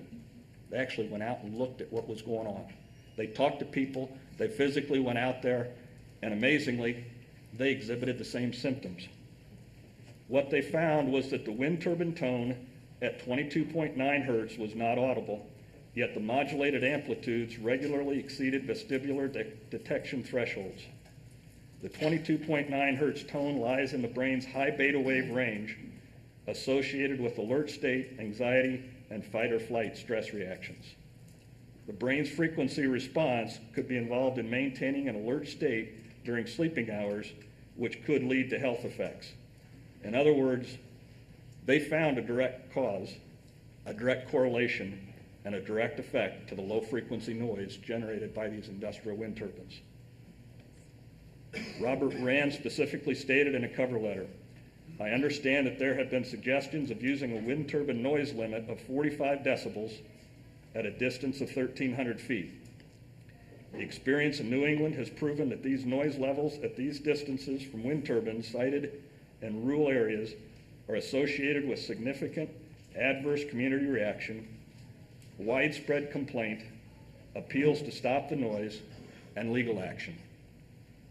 In rural areas, it is generally found that the background sound levels and the absence of industrial noise, traffic falls in around 35 decibels or lower during the day, and 25 decibels or lower at night. An adverse community response could occur if a new and unfamiliar noise source was introduced at night at levels of 35 decibels or higher in quiet rural areas." What they also developed was a chart which very clearly showed a correlation between the amount of noise on the left-hand chart is the noise, on the bottom is distance from the turbines. Interesting point here, the 1,200-foot level, which is being proposed, falls squarely in the area of vigorous community action and strong appeals to stop the noise. Only if you get down to 5,000 feet do you get to an area where sporadic complaints are documented. We've got to have a 5,000-foot setback. That's what that calls out. So where do the scales of justice fall? Some people want to put in a 1,000-foot setback, full speed ahead. I read the Massachusetts report. It says 1,200 feet. We're moving. Well, let's look at some guidelines. The whitleygov.com website, which calls out the responsibility of the board members and the council members here. The primary intent is to create a safe and harmonious environment for residents of the jurisdiction. Goes on to state the objectives of orderly growth, avoid land use conflicts, protect the environment, and protect the overall quality of life. An unproposed wind farm with 50-story towers and industrial generators and no restrictions other than a 1,200-foot setback from an existing foundation scattered all across the county violates each one of these tenets. What leaders must do, as described earlier, whether it's Stanley who described it as the precautionary principle, I've called it as leaders must err on the side of caution. Leaders must protect the citizens under their jurisdiction, and leaders must acknowledge the adverse health effects as documented in multiple studies and enforce a high setback in any zoning change from a, as yet, as it's been quoted several times, unproposed industrial wind farm. We all know they're out there. We all know who's there. People want to say we got to do this because it's green technology. One simple word, not. The manufacturing process emits huge amounts of styrene. The blades that are made are 7.5 to 9 tons, and these things are made from resins that are 30% volatiles, styrene, which is listed in the state of California as a known carcinogen. constant oil changes and the high-pressure gearboxes, the associated transport and disposal of that material, that's not green. And the fires that we've seen when they don't do the oil changes as they're supposed to, when they don't do the maintenance that they're supposed to, these things catch fire. When they catch fire, there's more black smoke, black toxic smoke spewing from these things than there is red ink from Washington right now. But the biggest issue, people who are actually doing studies again, over in Europe, masterresource.org, they talk about the generators needing to run high idle. Everybody says we're going to reduce carbon emissions because we're putting up these towers. Yet anybody who's ever cooked in a kitchen, you ever taken a pot of water, put it on a stove? Does it boil instantly? It doesn't. It takes time. In this area, we generate electricity with coal-fired power plants. The way that power plant works, a great oversimplification, is you take coal, you burn it, you boil water. You take that boiled water, you pipe the steam over to a turbine, spin the turbine spins a generator, produce electricity. When you walk into your house at night after work, you flip a switch and you expect the lights to come on. The only way the utility can make up for the constantly fluctuating energy that you get off of these windmills, because the windmills are driven by the wind is constantly fluctuating. The only way that they can support your need, everybody's need to come home and flip the switch and instantly have power, is to run these power plants at high idle. So they're constantly running them anyways. You cannot boil water instantly. You have to have that steam on standby for whenever the wind dies down. So green, that's not a justification to do it. Let's talk about money. I've asked this board before, I've asked the question, how much wind does this company think they're going to generate? Do they get? How much energy do they produce? Answer always comes back, I don't know. It's an unproposed project. So again, damn the torpedoes, full speed ahead. Let's set a low limit. Then all the wind company needs to do is come in and submit their as yet unproposed project, do some simple additional work, such as ensuring they're not disrupting a watershed, and then they get a rubber stamp from the council, because it meets the low standard, right? Why, throughout this year-long plus debate, has the wind company not had the guts to stand up and present a proposal? We all know they're in the wings. We all know they have contracts with property owners. Do we really want to allow them to submit a simple plot layout, say it meets a current low standard of 1,200 foot, so there's no further discussion necessary, right? They promised us cash, so we got to do it, right? They promised us cash. They promised us jobs. They promised us economic growth. Anybody been in downtown Fort Wayne lately? Hardball Capital did the same thing. They promised cash. They promised growth. And for a year now, there's been a hole in the ground waiting for the economic development that Hardball Capital promised. They promised condos. They promised retail stores. They promised growth in downtown Fort Wayne. It didn't occur. Where's the business plan for this project? We've done this whole project backwards, okay? Everybody wants to come in and set up the standards so the wind company can come in and just put up their towers. Where is the business plan? We need to set a high standard. Then a company can come in, if they think it's justified, ask for a variance, if that's what they want, but submit a full business plan, submit an environmental study. The business plan can define the wind, the energy, the amount of money that they're going to get, the amount of tax credits, the depreciation schedule, how much money goes overseas, how much goes to local employees. Will there be local employees? There's a bunch of guys just got busted in here today and they think they want jobs. How many jobs is this project going to create? Nobody knows. We've had testimony from none. Right. They can also submit an environmental impact plan, like any other project that's required to do so. Last fall, Shell Oil Company spent over $4 billion in lease payments and an environmental impact study to try and drill up in Alaska. They were turned down for that permit by the EPA. The justification the EPA gave was that there was an Indian village about 50 miles downwind that might be impacted by the emissions of a couple of icebreakers that they were going to use to supply equipment up to that facility. Where's the same concern for the local citizens that you want to put a 1,200-foot tower, a tower 1,200 foot up away in their backyard. There isn't one yet. I'll grant that the objectives of the Planning Commission and the windmills is laudable. We're trying to reduce emissions in the local area, trying to generate jobs, trying to generate growth. But the current unproposed project does not do this. Setting a low standard, allowing someone to bring in an undefined project, then sit back and hope is not a plan. There's a lot of alternatives out there for jobs right now. If you want to do it, you can do geothermal. Bring that in. That doesn't impact the environment. Compressed natural gas generators, you can put it up along 30 in the already developed economic corridor. You can put in a plant. That would bring in jobs. That would reduce emissions. You can take coal-fired plants offline.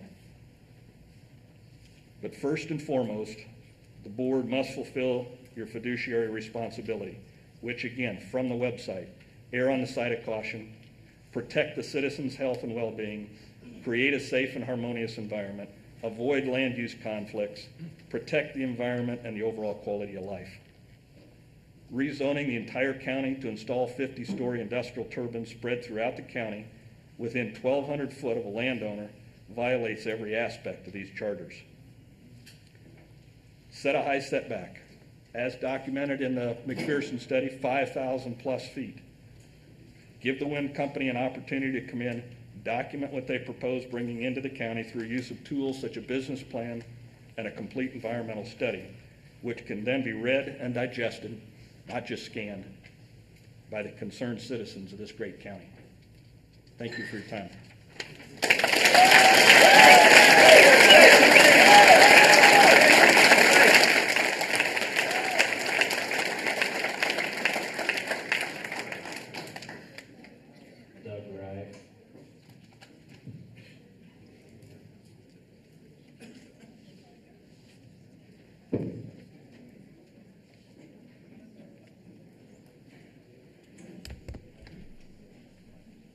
Oh, this one?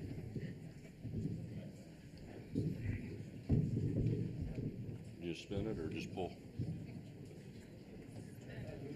Spin it and then lift it up next time.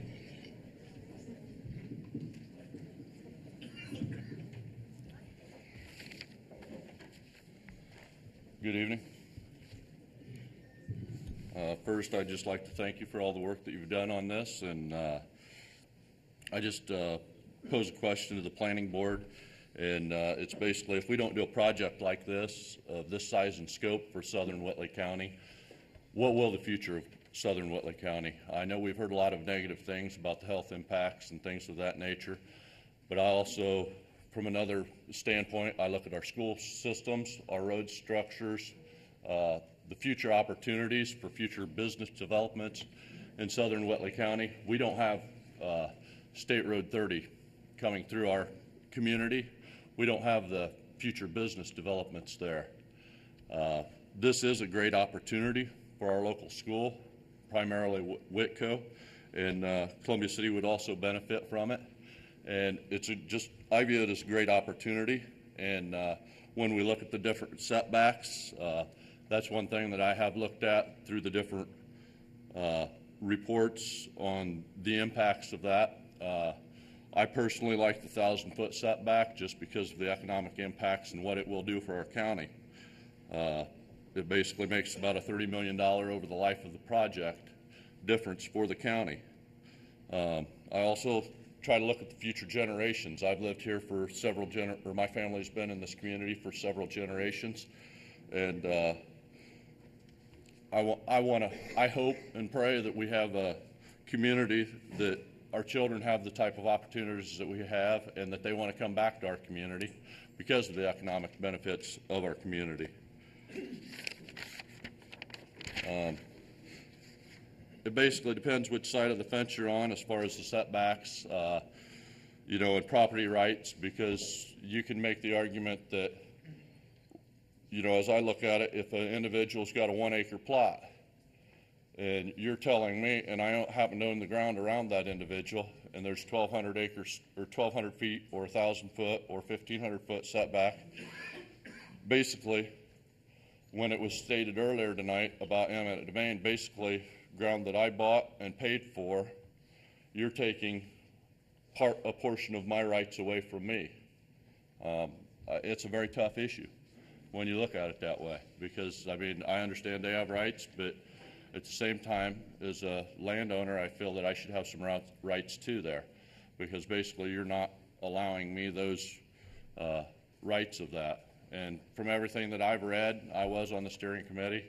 Nobody owns the viewscape, and it's been argued in federal court about the who owns the wind rights. And to my knowledge, it's always been ruled that nobody technically owns the rights to the wind. That's just a few of the things that I have, and because of the difference between different properties, owner rights as far as for the homeowner versus the landowner, I also look at the 50 decibels and the 30 hours of shadow flicker. To me, that's what you're trying to, in writing this ordinance, what you're trying to mitigate. So to me, you should look more at the 30 hour of shadow flicker and the 50 decibel noise level from the residencies is how I view it. Thank you.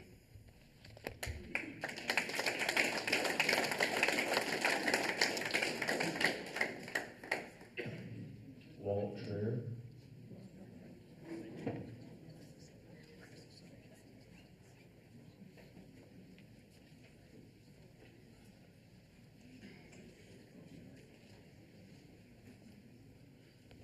Thank you. Thank you, ladies and gentlemen. You have all the facts before you. You've been presented with the facts. Over the last 2 years, you've got assumptions and you've got facts. A lot of the rhetoric that was presented here tonight had nothing to do with the ordinance. You wrote an ordinance 2 years ago, and it was a very good ordinance. All you have to do is have some leadership and get on with your business.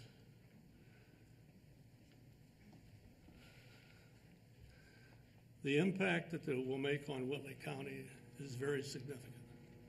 And I understand and appreciate the concerns of many people. But there's many people, every person in Whitley County will benefit from a workable wind ordinance. And one of the gentlemen previous talked about fiduciary responsibilities. I think you have to take a good look at that. The fiduciary responsibility of you folks, and especially the county commissioners, comes into play here. So I'm going to be very short. You got the facts, you got the assumptions, and you got the facts. Just do your job. Thank you.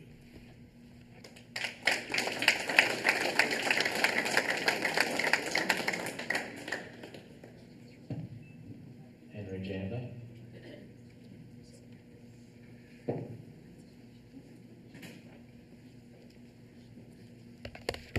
I'm going to try and take a little different tact on this and talk strictly about the ordinance instead of some of the other. Whichever one you'd like.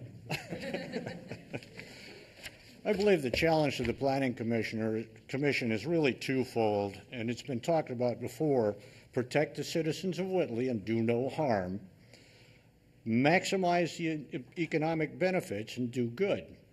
My thought of the ordinance is that I've went through line by line, and you've all got a copy of the ordinance as I marked it up.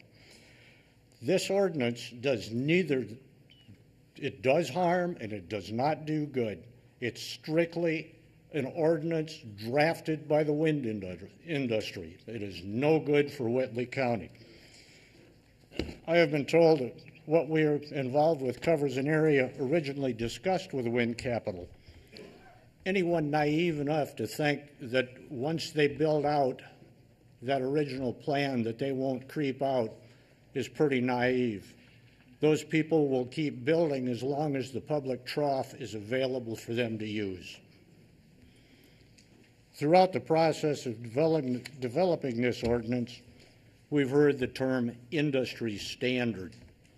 the thing that we all have to understand is the industry standard is developed by the industry, for the industry, and for no one else. Now, you've hopefully have all looked through that package that I gave you about a week ago. And if you, I won't embarrass anybody by asking a show of hands. But I attempted to look at where the basis of this ordinance in front of you came from. Well, it comes from Benton, it comes from White, it comes from Clinton. But they're cookie cutters. They're all the same boilerplate. Are they really looking out for this county? I don't think so. So I, in that package, went outside of the state of Indiana, and I've given you some examples of other ordinances that really protect the citizenry of their counties. Now, we continually use terms of wind energy conversion system. Well, this is a nice, feely-good term. It's green and what have you. We are dealing with industrial turbines. Keyword, industrial. In that ordinance, we have made a lot of assumptions, setbacks, noise, etc.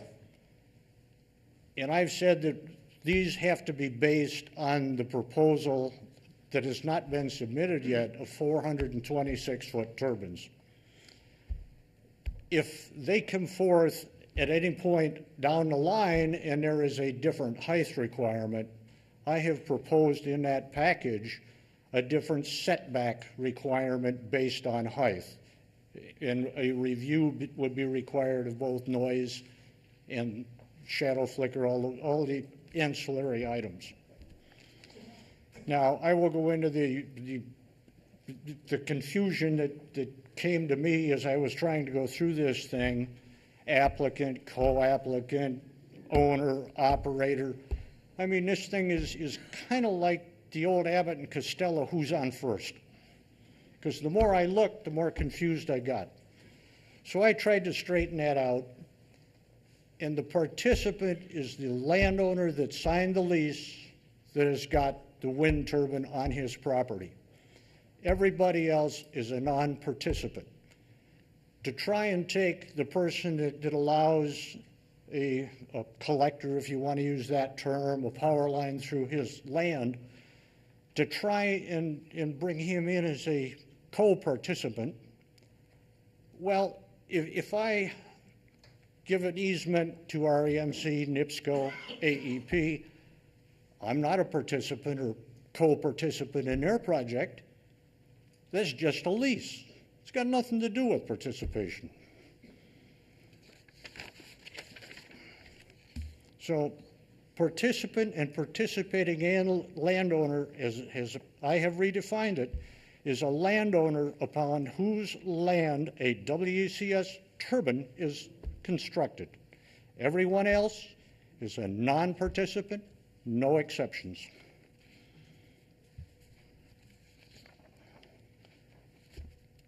Shadow flicker, as I had addressed in there, my recommendation is 0 on the dwelling of a non-participant, period. I did not undertake to modify the sound levels, but I believe the numbers in the ordinance are not in the public interest. As the Acoustical Society of America stated in a paper released in 2011, and I quote, "Well-researched and documented standards are rare but do exist.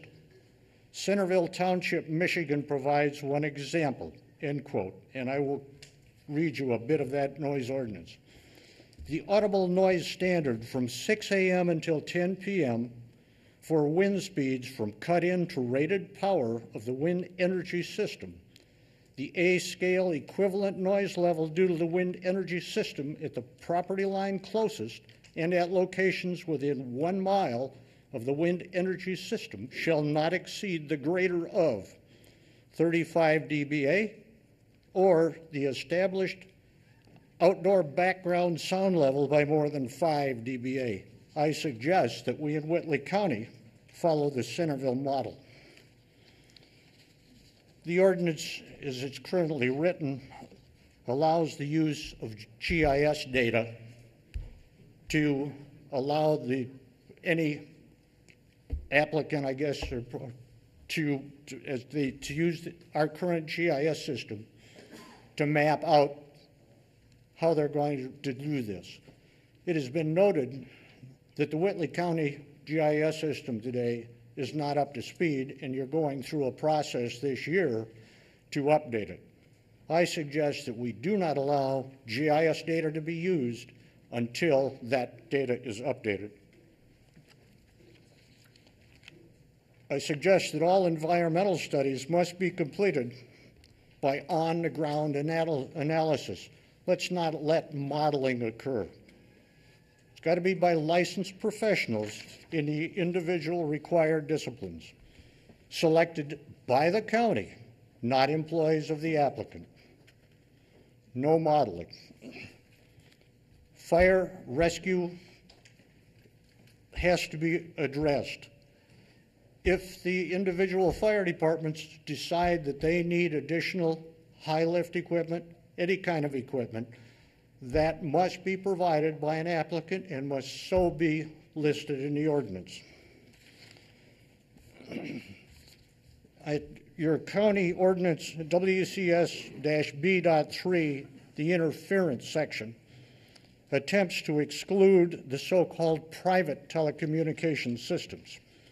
This could mean anything from a farmer's GPS-controlled farm equipment, an amateur radio operator, any on-site wireless internet systems, private microwave systems, etc. In the ordinance that I marked it up, I have removed that restricted language, and I believe it needs to come out of there. So far as the young lady from Allen County that spoke about the light pollution at night, the flashing, there is a obstacle collision avoidance system on the market. In some cases, the FAA has allowed it, and it's a radar-type controlled system. It senses aircraft approaching. It will then turn on the lights and send out a radio beacon. I believe, excuse me, I believe in our ordinance that requirement must be there, subject to FAA approval. Mitigate that flashing night lights.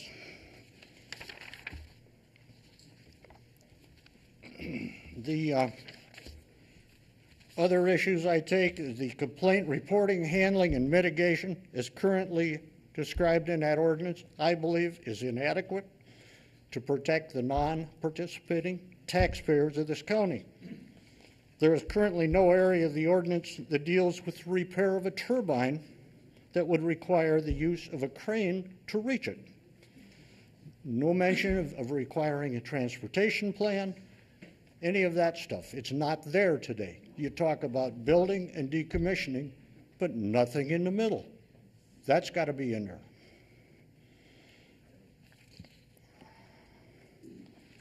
I also I questioned whether or not, if one attempted to build within a WCS district later on, if they were required to abide by the setback requirements as currently spelled out by the ordinance. Mr. Sewell advised me that they would not.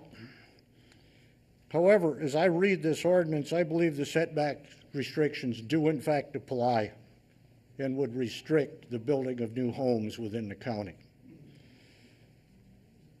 There were also references in WECS 2.A.7 makes reference to oversized load permit fees, weight limits, etc. So I posed the question, Mr. Sewell kindly answered and said, no, there is nothing in the county ordinances today that cover that. I suggest before you move forth with this wind turbine ordinance, that fee schedule must be in place. It must be determined and set out in dollars. Nothing to be decided after the fact. In the decommissioning guarantee section, I provided adequate surety provisions if not included. In the final ordinance, if what I put in there is not enough of a guarantee for decommissioning. I believe a section must be added that if the owner, operator, applicant is no longer available to cover the decommissioning cost, then the turbine must be removed by the property owner. If the county must remove the turbine, a lien is to be placed upon the land to cover the costs. I've also put in a real estate value assurance plan. I ask you to take a good hard look at that to protect the people of Whitley County. Now, I'm going to ask you a question, maybe you can answer it. As I read this, as somebody comes forth with a request to put up a wind turbine, industrial wind turbine farm, if you will, they must make 3 appearances to the committee. The first is to make a rezoning request for the overlay district. The second time that they would come to you, they must bring the primary development plan, and finally, the secondary development plan. Is that correct? I believe that it is, yes. Okay, thank you. Now, I will summarize here that I urge you to take the proposed ordinance before you, the marked up version that I gave you, and all the input you get tonight. Don't try and pass it off to the commissioners the way it is, because it's terrible, and go back, discuss it, put everything together, and let's try this again, because the way it is now is no good for the county. There is one county in Michigan, Emmett County, that has a very broad byline heading on their webpage, and it says quality of life is everything. And I think that that summarizes it, gentlemen, and I thank you.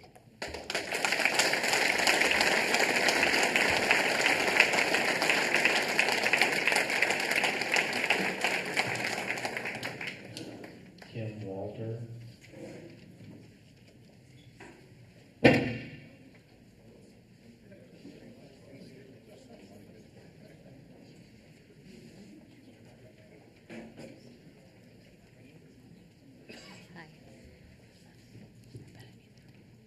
My name is Kim Walter, and I live on 900 South.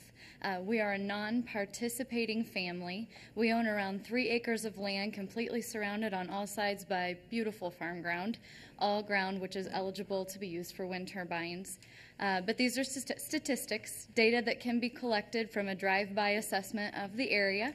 What my address doesn't tell you is that when my husband Ryan and I brought home from the hospital our beautiful daughter in December of 2010, we brought her home to the same home that my husband came home to when he came home with his mom and dad from the hospital. So that makes her the 3rd generation to call where we live home.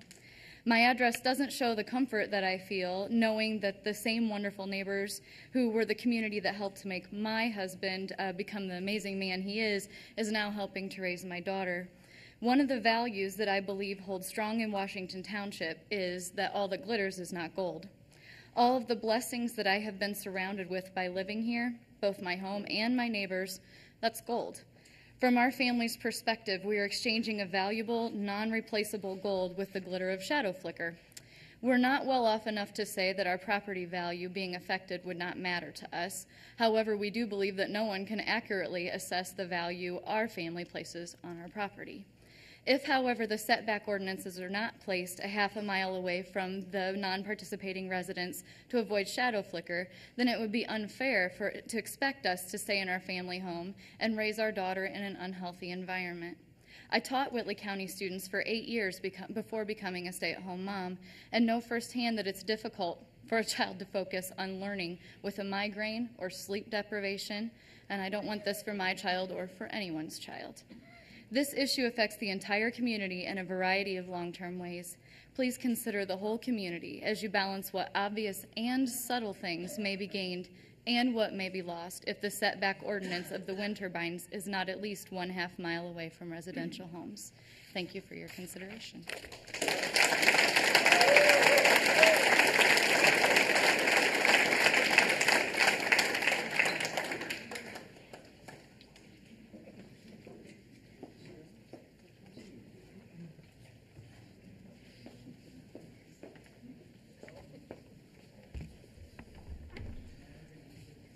Good evening, members of the Commission.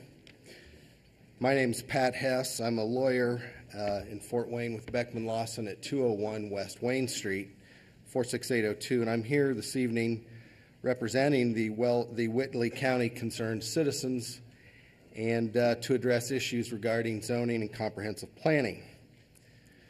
After almost 2 years, here we all are again. This Plan Commission has the opportunity tonight, as Caroline Dennis stated, to do the right thing for all the residents of Whitley County, not just a select few lessors or the wind energy developer that doesn't have a project.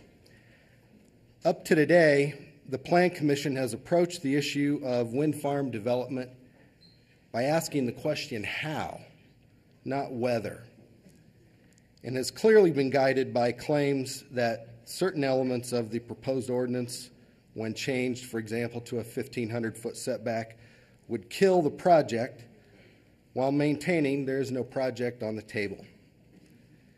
The Plan Commission needs to do the right thing by its citizens by recommending a policy to the Board of Commissioners, not an ordinance, as to whether these uses are appropriate for Whitley County and specifically where.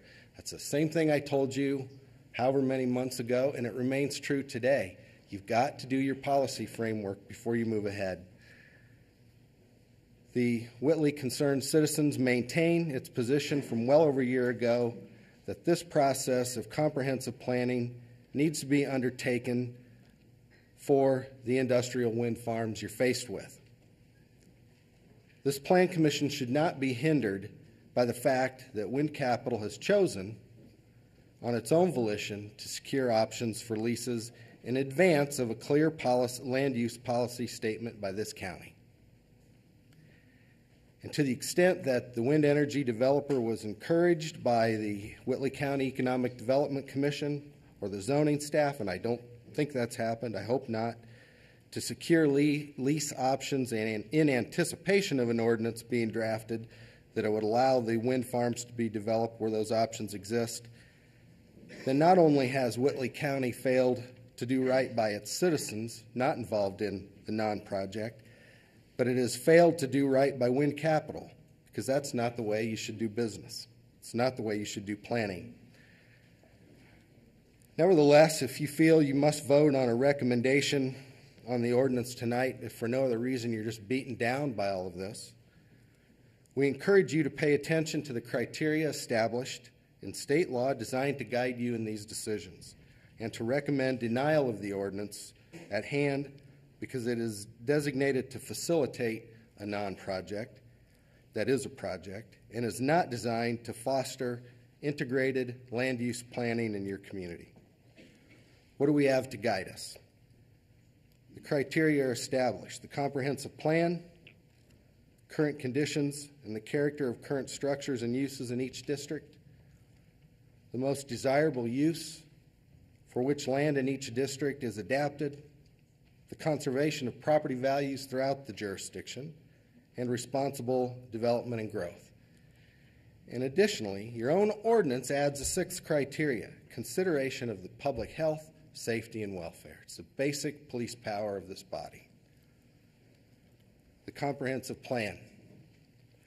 As was pointed out, and rightly so, by David Sewell, I believe in another meeting, it does say, state law does say, pay reasonable regard to the comprehensive plan, not follow it to the letter. Likewise, it doesn't say that the Plan Commission has license to ignore the comprehensive plan altogether. Even though these industrial wind farms affect thousands of people, the comprehensive plan, your new comprehensive plan, is nearly, not entirely, but nearly silent on the issue of wind farm development.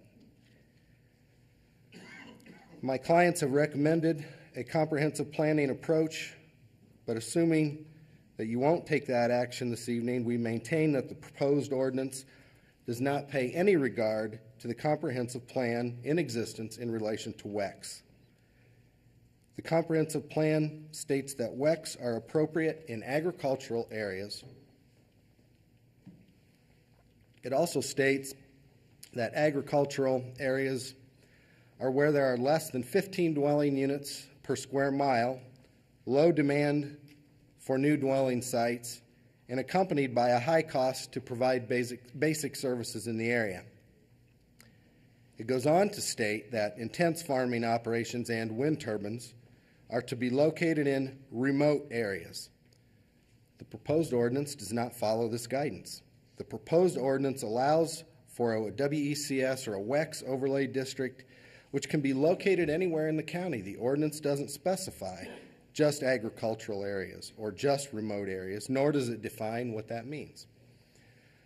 According to the ordinance, the WEX overlay district is just as appropriate in a rural residential or a lake residential area as it is in an agricultural area.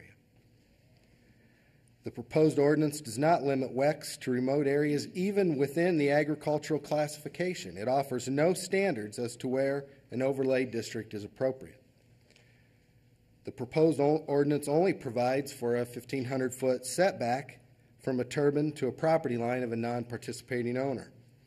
It's hard to argue that the proposed ordinance limits WEX to remote areas when a 400-foot turbine can be located a mere 1,500 feet away from a neighbor. Furthermore, the advisory committee formed to look at the proposed ordinance by this commission made an assumption that 60% of the turbines would be located in Cleveland Township, 30% would be located in Washington Township, and 10% would be located in Jefferson Township. The population density for Cleveland Township is 71 people per square mile. Doesn't sound like White and Benton County to me. Washington Township is 32 people per square mile, and Jefferson is 59 people per square mile. Only Columbia Township and Thorn Creek Township, at 261 and 112 people per square mile respectively, have a higher population density than Cleveland Township. It is clear the proposed ordinance would allow wind farm development in areas not even considered remote by Whitley County standards. And if you receive a rezoning request in one of these three townships where you're asking for problems based on your comprehensive plan, these townships are just not remote, and that's the term in your plan. Do yourselves a favor, go back, amend your plan, talk about these things from a policy perspective, where you want them and how you want them. Second item to be considered is the conservation of property values, and this is not to be confused with economic development. As I stated earlier, reasonable regard needs to be given to the conservation of property values throughout the jurisdiction. The Zoning Enabling Act, as much as it may disconcert you, does not say that the Plan Commission shall consider economic development, job creation, changes to the tax base, or economic windfalls to property owners. Economic development planning does not necessarily correlate with proper land use planning. It's typified by the recent approval of Whitley County of an economic revitalization area countywide. You do zoning that way? You want to permit uses countywide? There's no independent analysis in that example given as to whether the area is in need of redevelopment or blighted. If you make land use decisions like you make economic development decisions, you may as well not have any zoning. Maybe that would be better. It appears that issues of economic development and job creation are the driving forces behind the proposed ordinance. In fact, it states that a WEX project will require substantial economic investment in Whitley County, which would be beneficial to the county and its residents, and will create both temporary and permanent employment opportunities, and will generate lease payments to certain Whitley County landowners. According to the 5 criteria established by state law, this is an improper consideration. The Plan Commission is required to rise above the fray of economic development planning and do the right thing with respect to land use planning. Finally, and this has been mentioned earlier tonight, I didn't know that it was going to be, but I wanted to introduce the concept of real property value protection plans. This is being used in some communities in Illinois that have had considerable experience with WEX. You will hear when we get a project, I'm sure, that the developer will argue that there is no diminution in property values. Well, put their money where their mouth is. The property value protection plan allows for an appraisal, and the developer can buy the property at the price or pay the difference in value. There's a form included in the handout that I gave Dave that is a form of a property value protection plan for your consideration. The proposed ordinance does not promote reasonable development and growth, nor does it promote the health and safety and welfare. If you pay reasonable regard to responsible development and growth, this Plan Commission and the legislative body ensures that it also promotes the health, safety, and welfare of its citizens. However, the proposed ordinance contains loopholes and inconsistencies which could actually harm a great number of your citizens. It's been mentioned tonight, so I'll cover it briefly. Participating landowner. The ordinance defines a participating landowner as a landowner on whose land a WEX is constructed or who has contractually granted rights to a developer with respect to a WEX, any type of right. The proposed ordinance defines a non-participating landowner as a person or entity with an equity interest in property contiguous to a WEX, which is not a participating landowner. The effect is that the wind developer has an incentive to buy its way out of zoning restrictions in the ordinance. Decisions involving a WEX should be based on the effects of the proposed use with surrounding uses, not merely on whether the developer is able to gain complicity among certain adjacent landowners. A participating landowner should be limited to an owner on whose land a turbine is located. As to setback, please do not equate the fact that some Indiana communities have adopted a 1,000-foot setback or a 1.1 ratio with best practices standards for WEX development. Indiana communities consistently get this wrong. It's a mistake that's repeated over and over and over. The starting point for any consideration of a setback should be 1/2 mile from a turbine to a property line of a person who does not have a turbine on their property. There's growing evidence, some of which is cited in our handout, that communities with much more experience with WEX are opting for larger setbacks. A 1/2 mile has proven to be the point, and I think this was in Mr. Henrietto's comments, where the complaints regarding noise and health effects from wind farms begin to drop off. That's your starting point. If you desire to adopt an ordinance that protects all of Whitley County, a 1/2 mile is where you need to begin. This would also serve notice to any wind developer who does not already have a project in the works as to what they must do to acquire sufficient property in order to erect their turbines and make them work. The problem here is that you first had a developer go out and secure options, and now you're trying to please them. Finally, as to setbacks, and let me be clear on this point, the measurement has to be from a property line, not a residence. To do otherwise effectively imposes a negative covenant or creates a taking for a private user where an owner would be prevented from using his or her land for construction of a home, for example, in the setback area. Shadow flicker. The proposed ordinance only requires a shadow flicker assessment model to be tendered at the time the developer applies for a construction permit. That's after you've made your decision on whether and where. This should be required at the time of the filing of the development plan or with the petition for a rezoning to the overlay district. You need to do this so you know what you're getting into. The proposed ordinance does not, furthermore, prohibit shadow flicker on a property owned by a non-participant. This sets up a situation where you have a person who is not being compensated by the developer, nevertheless has to bear some of the burdens of the development. That's not proper planning. Furthermore, the current requirements for shadow flicker in the ordinance are broadly written so as to allow the developer to take into account estimates for cloudy days, wind speed, wind direction, and other factors.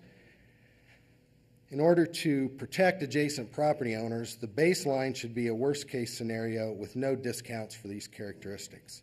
Finally, with variables taken into account as to shadow flicker, it would be almost impossible for you, for Dave, to enforce the 30-hour per year limitation, whereas a worst-case scenario is more easily quantified. Sound and noise emissions. The proposed ordinance should require the developer to provide information on the ambient baseline sound pressure level along with a project sound emissions study in order to give the Plan Commission a clear picture of how the noise level in the area will be affected before the WEX is approved. The proposed ordinance needs to create separate maximum noise levels for day and night readings. Recommended daytime emissions should be at most 40 dBA and nighttime at 30. The ordinance allows for a turbine to exceed decibel limits 10% of every hour. How are you going to quantify that? Like with shadow flicker, this loophole places a burden on the non-participating owners to raise complaints and prove there's been a problem, and they receive no benefits from the project. An easier to enforce limit would be to set the decibel limit and not allow it to be exceeded by any percentage any of the time. Generally, as with shadow flicker, this provision of the ordinance would be difficult to enforce and places burdens on Whitley County to consult with an acoustical engineer on an annual basis. Our concern is that this will go unenforced because of funding and staffing and other issues. Decommissioning. We believe that this is an error in drafting in the proposed ordinance, but the ordinance under the section for development plan requirements, development plan submission requirements, states that the decommissioning plan does not need to be submitted until a developer applies for a construction or an improvement location permit. This plan should be submitted along with the application for primary development plan approval and receive approval of the county legislative and fiscal bodies first as a prerequisite. Furthermore, as to decommissioning, the financial requirements in the ordinance need to be more stringent. While the ordinance requires a developer to submit financial insurance not less than the estimated cost of decommissioning, it does not require the developer to increase the amount of financial assurance if there is an increase in the cost estimate. It merely requires the developer to update the estimates every 5 years. This could mean that Whitley County could be faced with a substantial financial burden if a developer becomes insolvent. We propose that the ordinance should require the developer to post a bond or a letter of credit at 200% of the estimated cost of decommissioning to ensure that all costs will be covered if the developer is unable to do so. And by the way, in the materials we have received correspondence from the mayor of Franklin Grove, Illinois, it's included in the handout, which cites a quote from a qualified contractor stating that it would take over $700,000 to remove one turbine, excluding the concrete slab. I hope you're prepared for that. In conclusion, we encourage you not to let the promise of economic development and the prospect of an economic windfall to certain Whitley County property owners be the prime motivator for your ordinance. In fact, these issues are not to be considered by you at all when making your decision. The proposed ordinance does not follow your comprehensive plan. It does not pay reasonable regard to responsible development and growth and the health and welfare of the citizens. And it contains low or inadequate standards as to setbacks, noise, flicker, and decommissioning.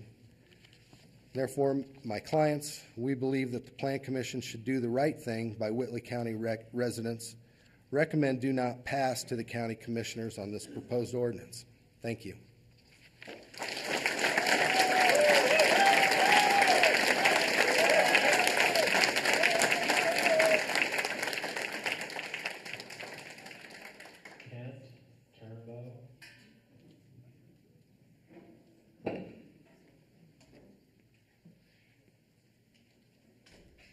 Good evening. Thank you for the opportunity to speak. I live on 1000 South in Whitley County, and I chose to locate in Whitley County because I wanted to live in the country again. And when I looked at the map before we built our house, looked at Fort Wayne, knew the development was pushing, Columbia City, Huntington, But we're going to locate out here, and I will be in the middle of nowhere. I will be in the country for a long time. It's going to take a long time for development to reach me. And so I invested in that. And then the concern is property values. That's been mentioned. I was driving down 14. There's a house for sale. There's a wind farm sign, the field before. And on this house that's for sale, underneath the realty sign was this big sign that said reduced. Our property values have already dropped just because of this project. That's not a project. I've had many friends that have visited the house, will be outside. They say, wow, it is so quiet and peaceful out here. I say, yes, that's why I like living out here. And I don't want to lose that. My question is, do we want to destroy what has made Whitley County such a desirable place to live? Thank you.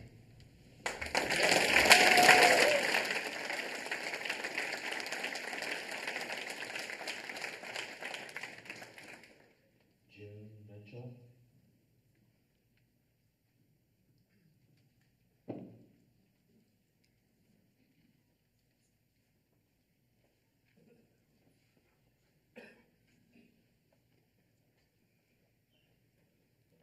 Hi, my name is June Minchell, and unfortunately, I also live on 1000 South. I have a few notes here. Basically, these people are saying what I said. I don't know if you've ever been forced to live next to an extreme nuisance, but I have been. I lived in Fort Wayne at one time, and the neighborhood changed. And the big problem was the noise. There were other problems, but the noise was the big thing, nonstop. And you know what we had? The stereos cranked up and the bass really high.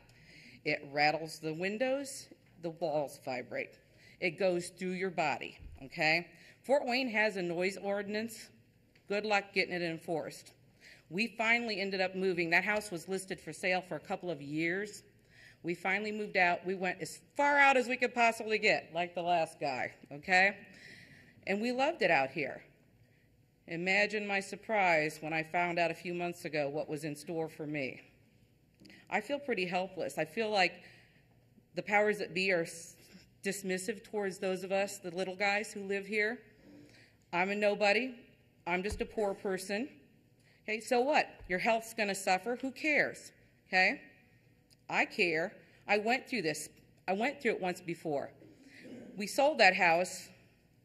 It was up for sale for a year. We finally moved out here. It was vacant for an entire year. We made double house payments. We almost went bankrupt doing that.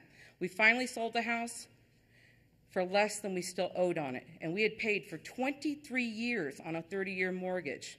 I don't want to go through that again. I can't. My husband's on the verge of losing his job. We can't afford to move. What am I supposed to do? I want to know what I'm supposed to do.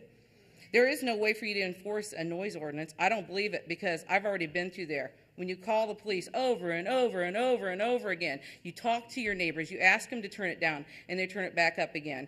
Is anybody going to care about us that are little guys that are out there in the country? You know, there's only how many of us per square mile? Who cares? Who really cares if it's not next to your house? You don't have to deal with it. You're going to guarantee my property values? I can't go through this again.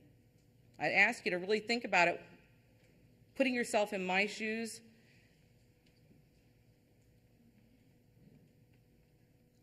See how I feel? How would you like to be stuck next to something like that with no way out? Thank you.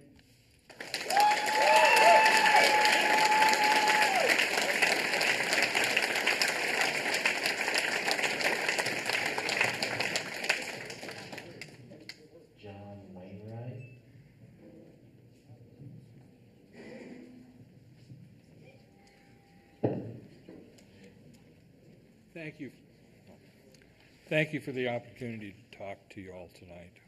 I appreciate that.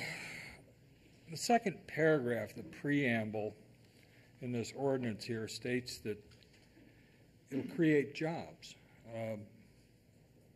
there's no mention of how many, whether they're going to be local jobs or they're going to be the lowest cost foreign workers that we can get, or how many of them will be temporary and where they'll go.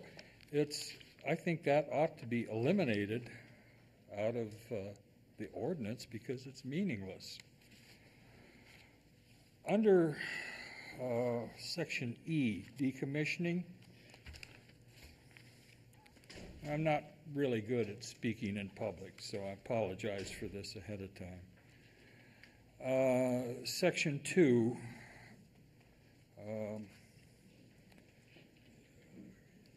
where it talks about taking the towers down and decommissioning them. And the best I can get out of that is that the only person or the only entity that is got any responsibility is the operator of the turbines. And an awful lot of those companies just kind of come and go and disappear. Supposedly there's some sort of surety bond. We've had a number of banks that have come and gone also. I think that the cost of this decommissioning should eventually revert back to the landowner themselves. And I'm not sure of the way it should work, but perhaps out of the lease payments that the landowners get, there should be a certain amount of money going into an escrow account to eventually take those towers down, because they'll eventually have to be taken down. And then at that point in time, if the operator's still around and they're willing to do it and able to do it, then the landowner gets that money, or their heirs will get that money. Or another method might be to lock up that land all around it in a lien of some kind, and I'm not a legal person, but to lock it up so that it cannot be sold unless some elected group or commission will allow it. So you'd have to come back before a board before you could sell off your south 20 acres or whatever you want to sell off. All right. Then Section F talks about shadow flicker. Concerns me. I've got kind of a longish shaped piece of property. It's not a lot of acreage. But if I decide to move my house from where it's at now to the other end of it, even though where my house is currently located would be under certain shadow restrictions, shadow flicker restrictions, where I put my new house very likely would not be. And so, is that a taking of my rights to not have shadow flicker on my property or to have it under a certain amount? While we're talking about shadow flicker, 30 hours a year doesn't sound like very much. That's a little over a day. But that could be 120 days of 15 minutes every day, a sunset or whenever.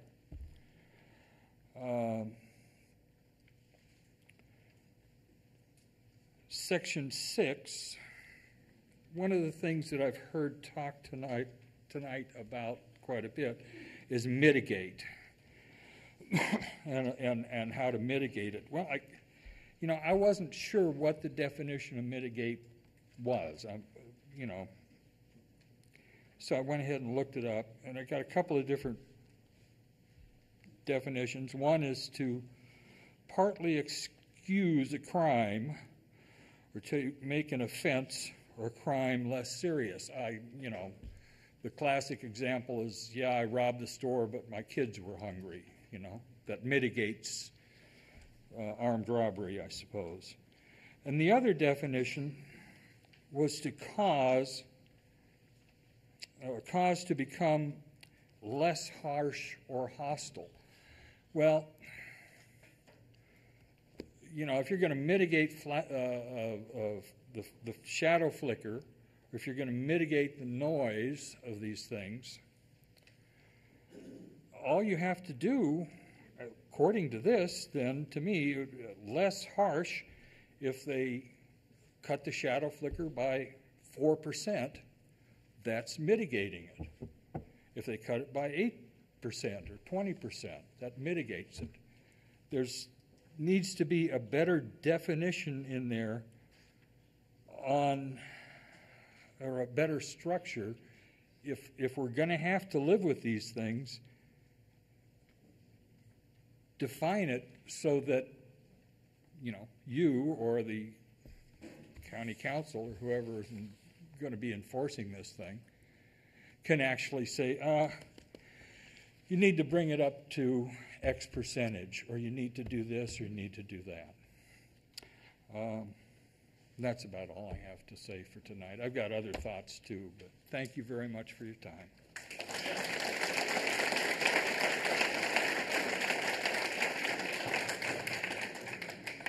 Ryan Knoll.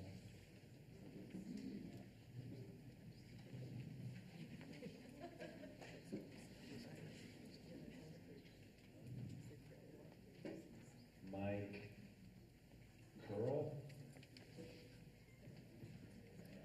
Yep, that's right. I moved into Whitley County in 2010. I moved into Thyroid Ridge Addition. I was just wondering if there's any setbacks greater for being in a subdivision versus regular land, farmland.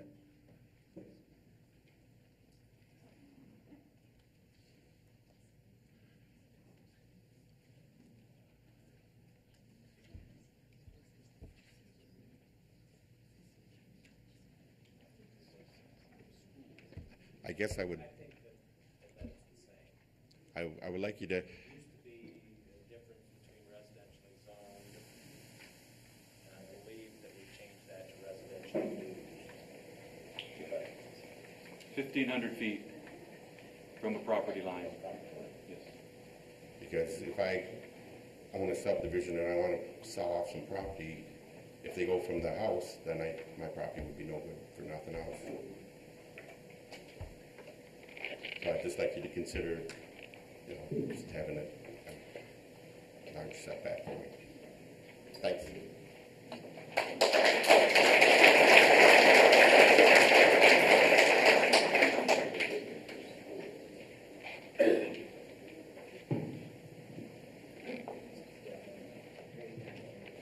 Tony Fleming.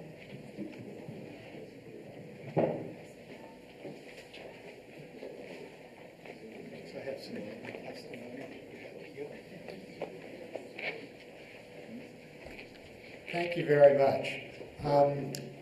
I don't have a dog in this fight. I live in Noble County. But I've been doing some research recently. We're going through this process too. And I want to comment, and I'll make it brief, on the so-called 1,000-foot voluntary industry setback, which I'm sure you've all heard many times. Many counties in Indiana are uncritically adopting this as their official setback ordinance from occupied structures. And my comments will just very briefly summarize a large amount of research I've done trying to find out where this came from and what its technical basis is. And I've provided a write-up or an article I published a couple of months ago, sort of a progress report, and I hope you'll read it because it's quite complete, and I think you'll find the results interesting. Let me start with just a little bit of local context. of the more than 15 Indiana counties that have either adopted or proposed a wind ordinance, all but three have adopted 1,000 feet as the statutory setback from occupied structures. And it's obvious from the comments that have been made by zoning and planning officials in those 1,000-foot counties, and made even more obvious by the first speaker here tonight, that that distance and those ordinances were basically cloned from other counties' ordinances without any sort of deliberation. And if you ask these officials, which I have, they'll admit that right to you. Oh, we just took White County's ordinance and put our name on it, because they were the first to host industrial wind. And I would just say that basing a setback ordinance in densely settled northeastern Indiana on one from White or Benton County seems a bit nonsensical, considering that the population density, for example, of Whitley County is 10 times that of White County. Anyway, this apparent herd mentality leads to my research on the origin of the 1,000-foot voluntary industry setback. And you can read my article, and I'm just going to highlight a few key points here really quickly. First, finding any published information at all documenting the rationale or any technical basis for that setback is extraordinarily challenging. I have queried government agencies, state, local, and federal. I have queried the wind industry. I have queried trade groups.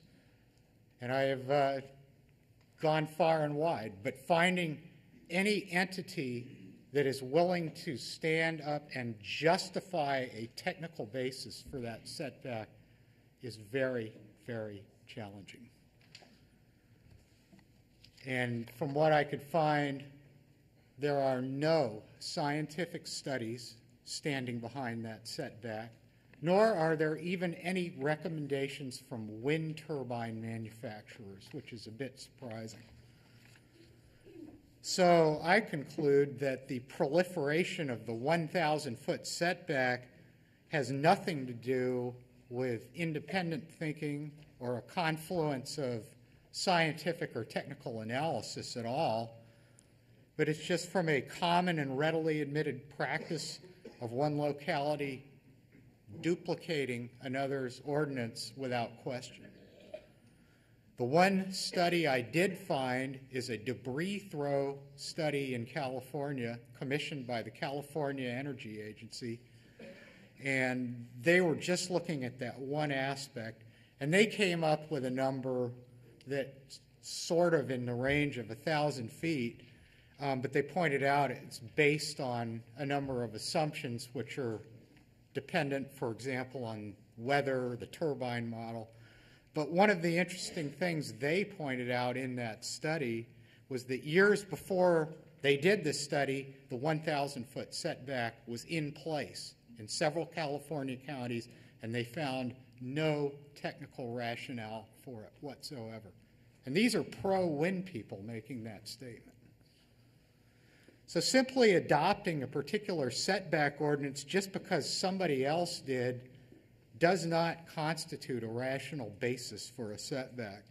But what it does do is it tends to result in the frequent repetition of 1,000 feet as the distance, both among zoning officials when you go to conferences or whatever, and in the media.